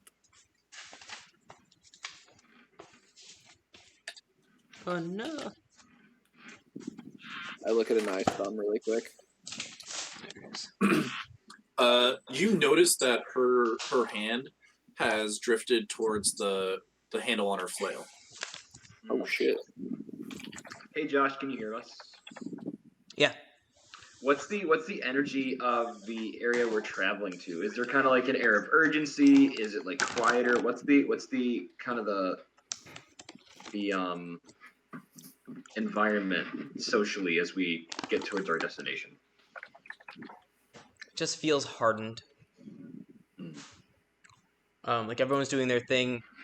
If you want to roll insight, I can tell you a bit more. Can I roll investigation or insight? No, I'm not investigating anything. I'll roll insight. Oh, sorry, just the first one. You mean the natural 20? Yeah, that one. Hey, that's the next natural 20. That, I believe, is 31st. Sundry, you keep getting nat 20s on things that You don't deserve. I don't want to figure out. Josh, I told you, I'm playing a very special wizard. Mm-hmm. This is part of it. You just don't know it yet. So, I don't think you know it yet. That's exactly how Madame Sundry works. There's something really wrong with this place.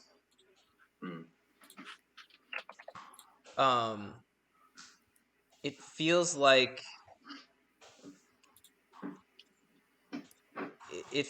someone left. So what's an analogy that would be appropriate for this time?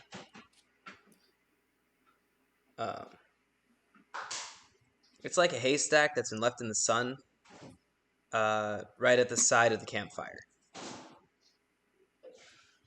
Oh, it crisp. Like, it feels like a single spark could light this place. There's dissent all around.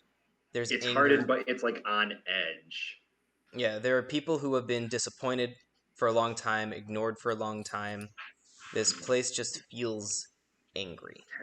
The people turn sharp at the clacking of the horse hooves as we go past. There's like prolonged disdain. eye contact as people keep hammering away at things. The tension could be cut with a spoon. Mm-hmm. Yes. Sounds like it. If you were to look down alleys, you'd see people talking who stop and turn their heads quickly when you walk by. It is not well here. All of you, one after the other, hear in your heads via the message cantrip. Let's take things slow and steady here. Things seem kind of tense, and there's no need to go around, quote unquote, knocking more teeth out. All right, gang? Slow and steady. Anai chuckles a little bit before she responds to the message. He deserved it. Fair. We continue on. And you arrive at the base.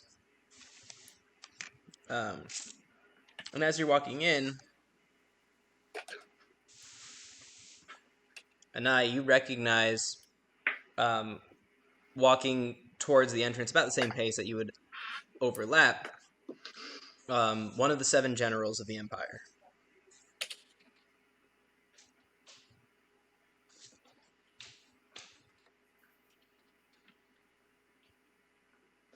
Do I know his name?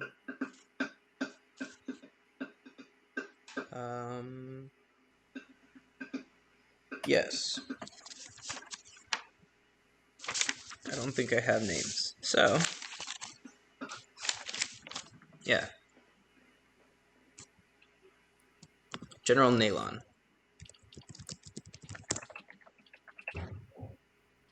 Looks almost like nylon. Does anyone need to roll a history check to see if they know him, or would it just be nice? Would I know him, Josh, or? Sundry, you might have interacted with him. Actually, yes. Sundry, you know him. Don't worry about rolling. Okay. I don't think anyone else would have reason. Actually, no. No one else would have reason to know him. Can I ask, I'm not expecting Bronson to know all 7, but would he know which general is in charge of the Northern Front?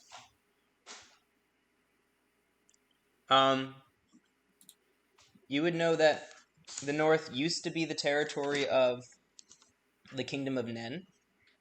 You might know that the 7 generals are made up of the 5 nations, an Imperial consort, and a High Elf. So it would be the general from the Kingdom of Nen that would be the Northern Front, probably. Okay. Which this is not. Yeah. I didn't think so. I was just wondering if he would know the Northern General when he sees him. Does General Nylon... Nalon. God damn it. Just don't say nylon. It's not hard. Does he say anything? Or... Anai probably looks over towards him, but continues walking towards the tower. Does he call out or try to stop Anai? Yeah. Anai, peace. As soon as I see him open his mouth, I want to say, "Hi!" He ignores you. Anai Peacebreaker. Welcome back to the Citadel. You got enough people recruited?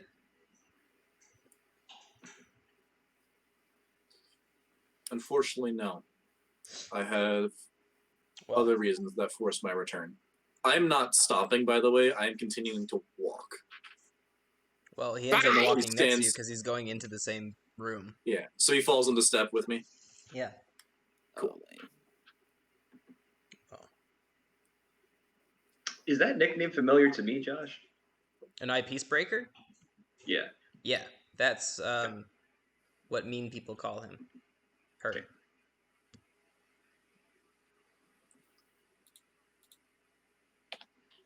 And how have things been going on your end, General Nalon? Well, my entire kingdom is still in the throes of war. My empire is reduced to a sniveling mass of what it was before. There are still ice raiders and Excuse me. warlords. Your empire? The empire I serve. I understand that you didn't get that. I want to roll insight on that. Okay. That's a nat 1. Aw, dang. That's a bummer. Wait, don't you have advantage on insight? It's tell the to truth. tell if somebody's lying or not. Ah, You can use your Specifically whether inspiration if you don't someone's want to nat 1 this. Yeah, I'll use my inspiration.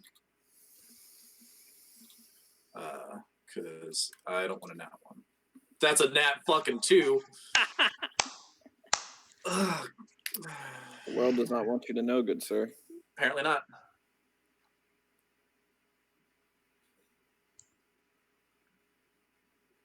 So if you come to talk to the Emperor about how we should still be seeking peace talks, about how we should say that Quan is gone, lesserly destroyed, and we should give Nen to the Northerners.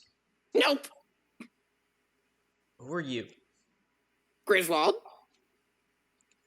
Great. This is my new entourage. Ah, I see you've improved your exactly ranks. how I phrased it. Who are you? Oh, my apologies. I'm Everyone- General Nalon of Quan.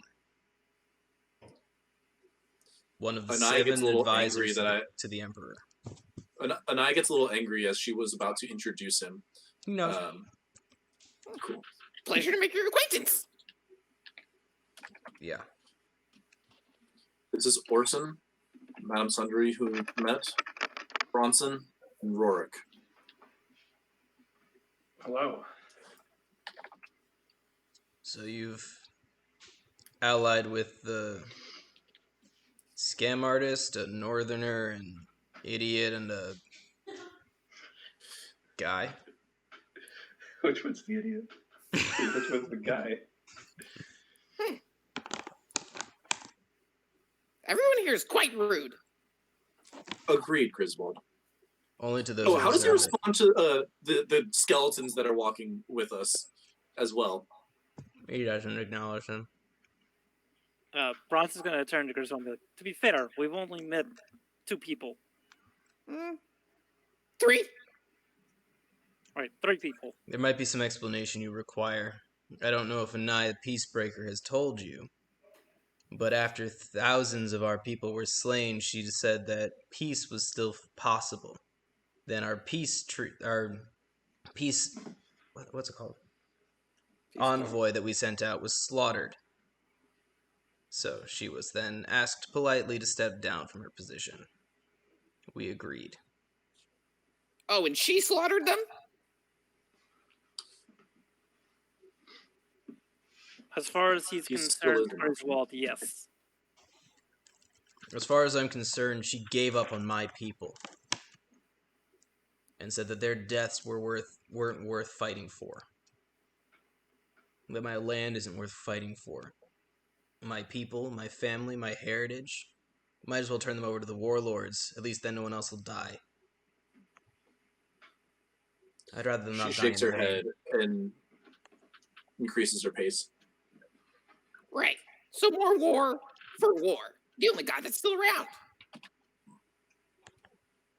More blood for the blood gods.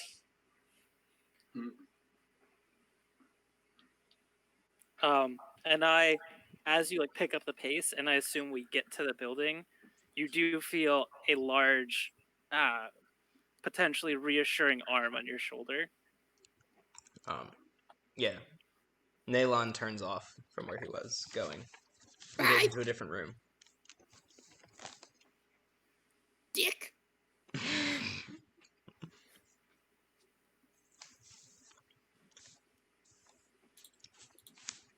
You guys climb up many flights of stairs to get up to the room where Anai says the Emperor is going to be. And you enter the room. Are we just like allowed to get up there? With an eye, I'm guessing. With Anai, yeah. Do I still have all my stuff? Did they try to take my shit at all? Nope. Cool. Dope. I probably mentioned like outside of the Emperor's chambers that we should leave weapons. And in doing so, she takes off her flail and longbow and quiver. By the way, Anai has a longbow that we didn't narrate her picking up from the northern guy, but she has a longbow now. Cool. Yeah, Bronson takes off his sword and axe. Where's going to be the nearest kitchenette that Sundry would know of, Josh? Because the Emperor's coming. The Emperor should have some tea. Emperors love tea. It would be actually in the Emperor's chamber. Perfect. Madam So you know the room Sundry- you're going to has a 360 glass walls to be able to look out at everything. And there's like a servant's area for preparing foods and drinks, like where like the president has their like a lot of alcohol. Yeah, which is a spot, trope. Yeah. Yeah. There's one of those. Okay. Madam Sundry gets to work making some tea. She uses a cantrip to get things. So you guys all step into the room, and there are only two people in the room. Anai and Sundry, you recognize the two of them. Emperor Kelsier Delron and Sestris. Immediately bow upon entering. Sestris is the High Counselor. She is, as you would know, an elf. And not only an elf, but she is the elf that allied with Stefan Delron and formed the Empire. So the Empire was handed down from Emperor to his son, Kelsier, and the High Counselor, the advisor position, remains Sestris. Is this only the second generation of the Empire? This is only the second generation of the Empire. Ooh. Well, that's by elves, so that's like 1,000. That could be like 1,000. No. Second generation of humans. The most important generation of any empire in any kingdom. What, the second? Yes.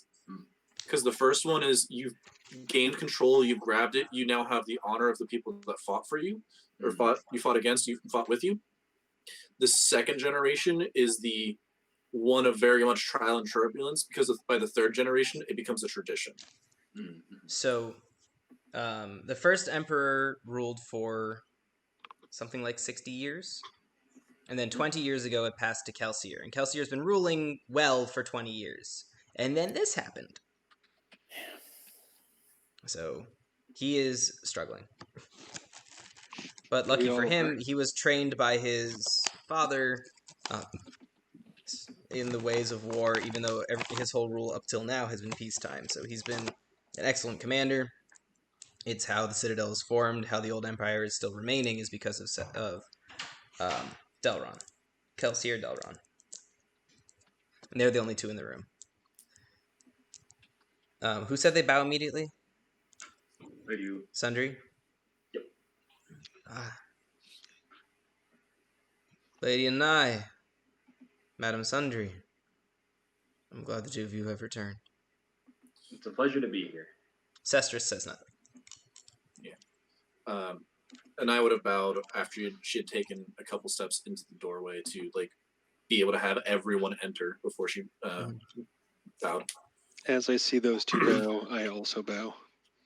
And then I land Madame Sundry as the Emperor acknowledges who she is. Do we know why you're important to the Emperor? Have you? I don't. Has that been explained?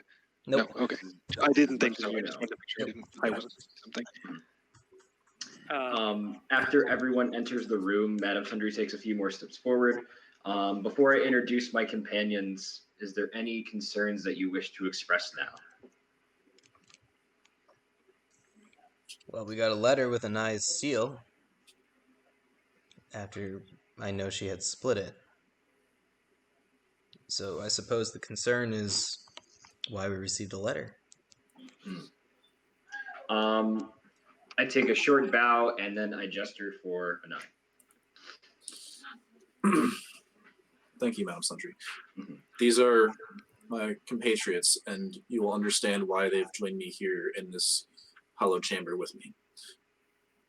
This is Rorik, man of the people, former follower of... Hold on. Charity. Charity. I thought I wrote it down. I did not. That's okay. I wasn't sure if you were looking at something or like waiting for me to say. Follower of Charity. Sorry, I don't say former follower. Follower of Charity. This is Griswold. I don't think Griswold has mentioned that his time on the sea a whole lot. Nope. I mean, you knew he was comfortable on the boat, but that's about it. I would probably say sailor by trade and nature, based on how I've seen you operate on the boat. Do you want to say hi? Yeah, that's fair. How's the gang? Hi, gang. Follower of collections. Right here, you can say hi. And this is Bronson. Northerner. Hi, all. How's it Hello. going?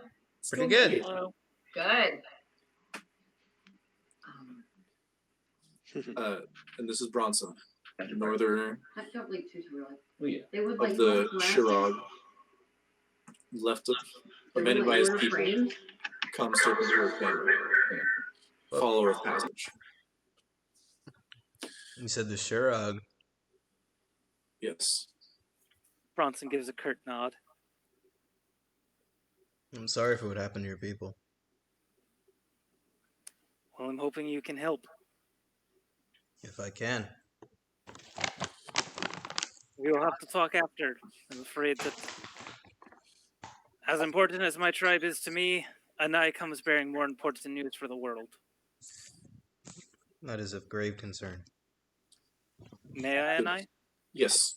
For Bronson is no longer just we are no longer followers of our many gods. We are also followers of hope. Because hope lives. And I motion to Bronson. Bronson steps forward. I assume there's a table. So he puts his bag on the table and pulls out Hope, Simba style. After a stunned silence, Anai goes into recounting the events in Tikva. And this is actually where we're going to end. Cool. Seems perfect. Ideal. So, next we meet, we'll go over how the Emperor responds to hope. Sounds good. Yeah. Oh, before we sign off, do we want to go over the thing that we all plague. texted this afternoon? The plague response?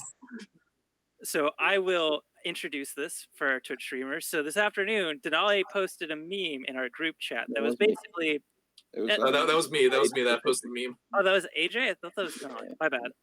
AJ posted something in the group chat that was basically how a cleric and a necromancer would respond to how people are acting in the current pandemic. During which we all decided to respond with how our characters would respond to anti-maskers, essentially. So I will give what was essentially the prompt, which was, someone saying, this is all being made up by the government to strip away our rights. And each character got to respond to that. I we'll go ahead and go first, in which Bronson would say, "The disease may not kill you. My axe will."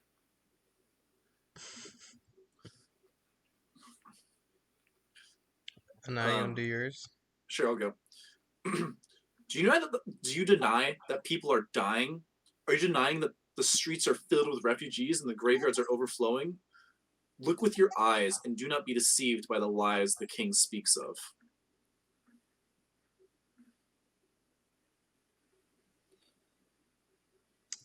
All right.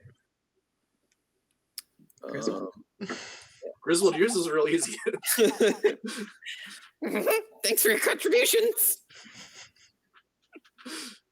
And then I know I put in the minor god of inconvenience.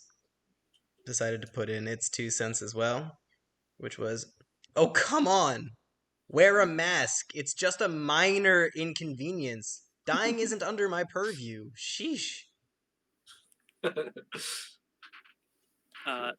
Rourke, do you want to go, since it looks like Sundry's talking? You don't have to if you don't want to. Oh, I didn't.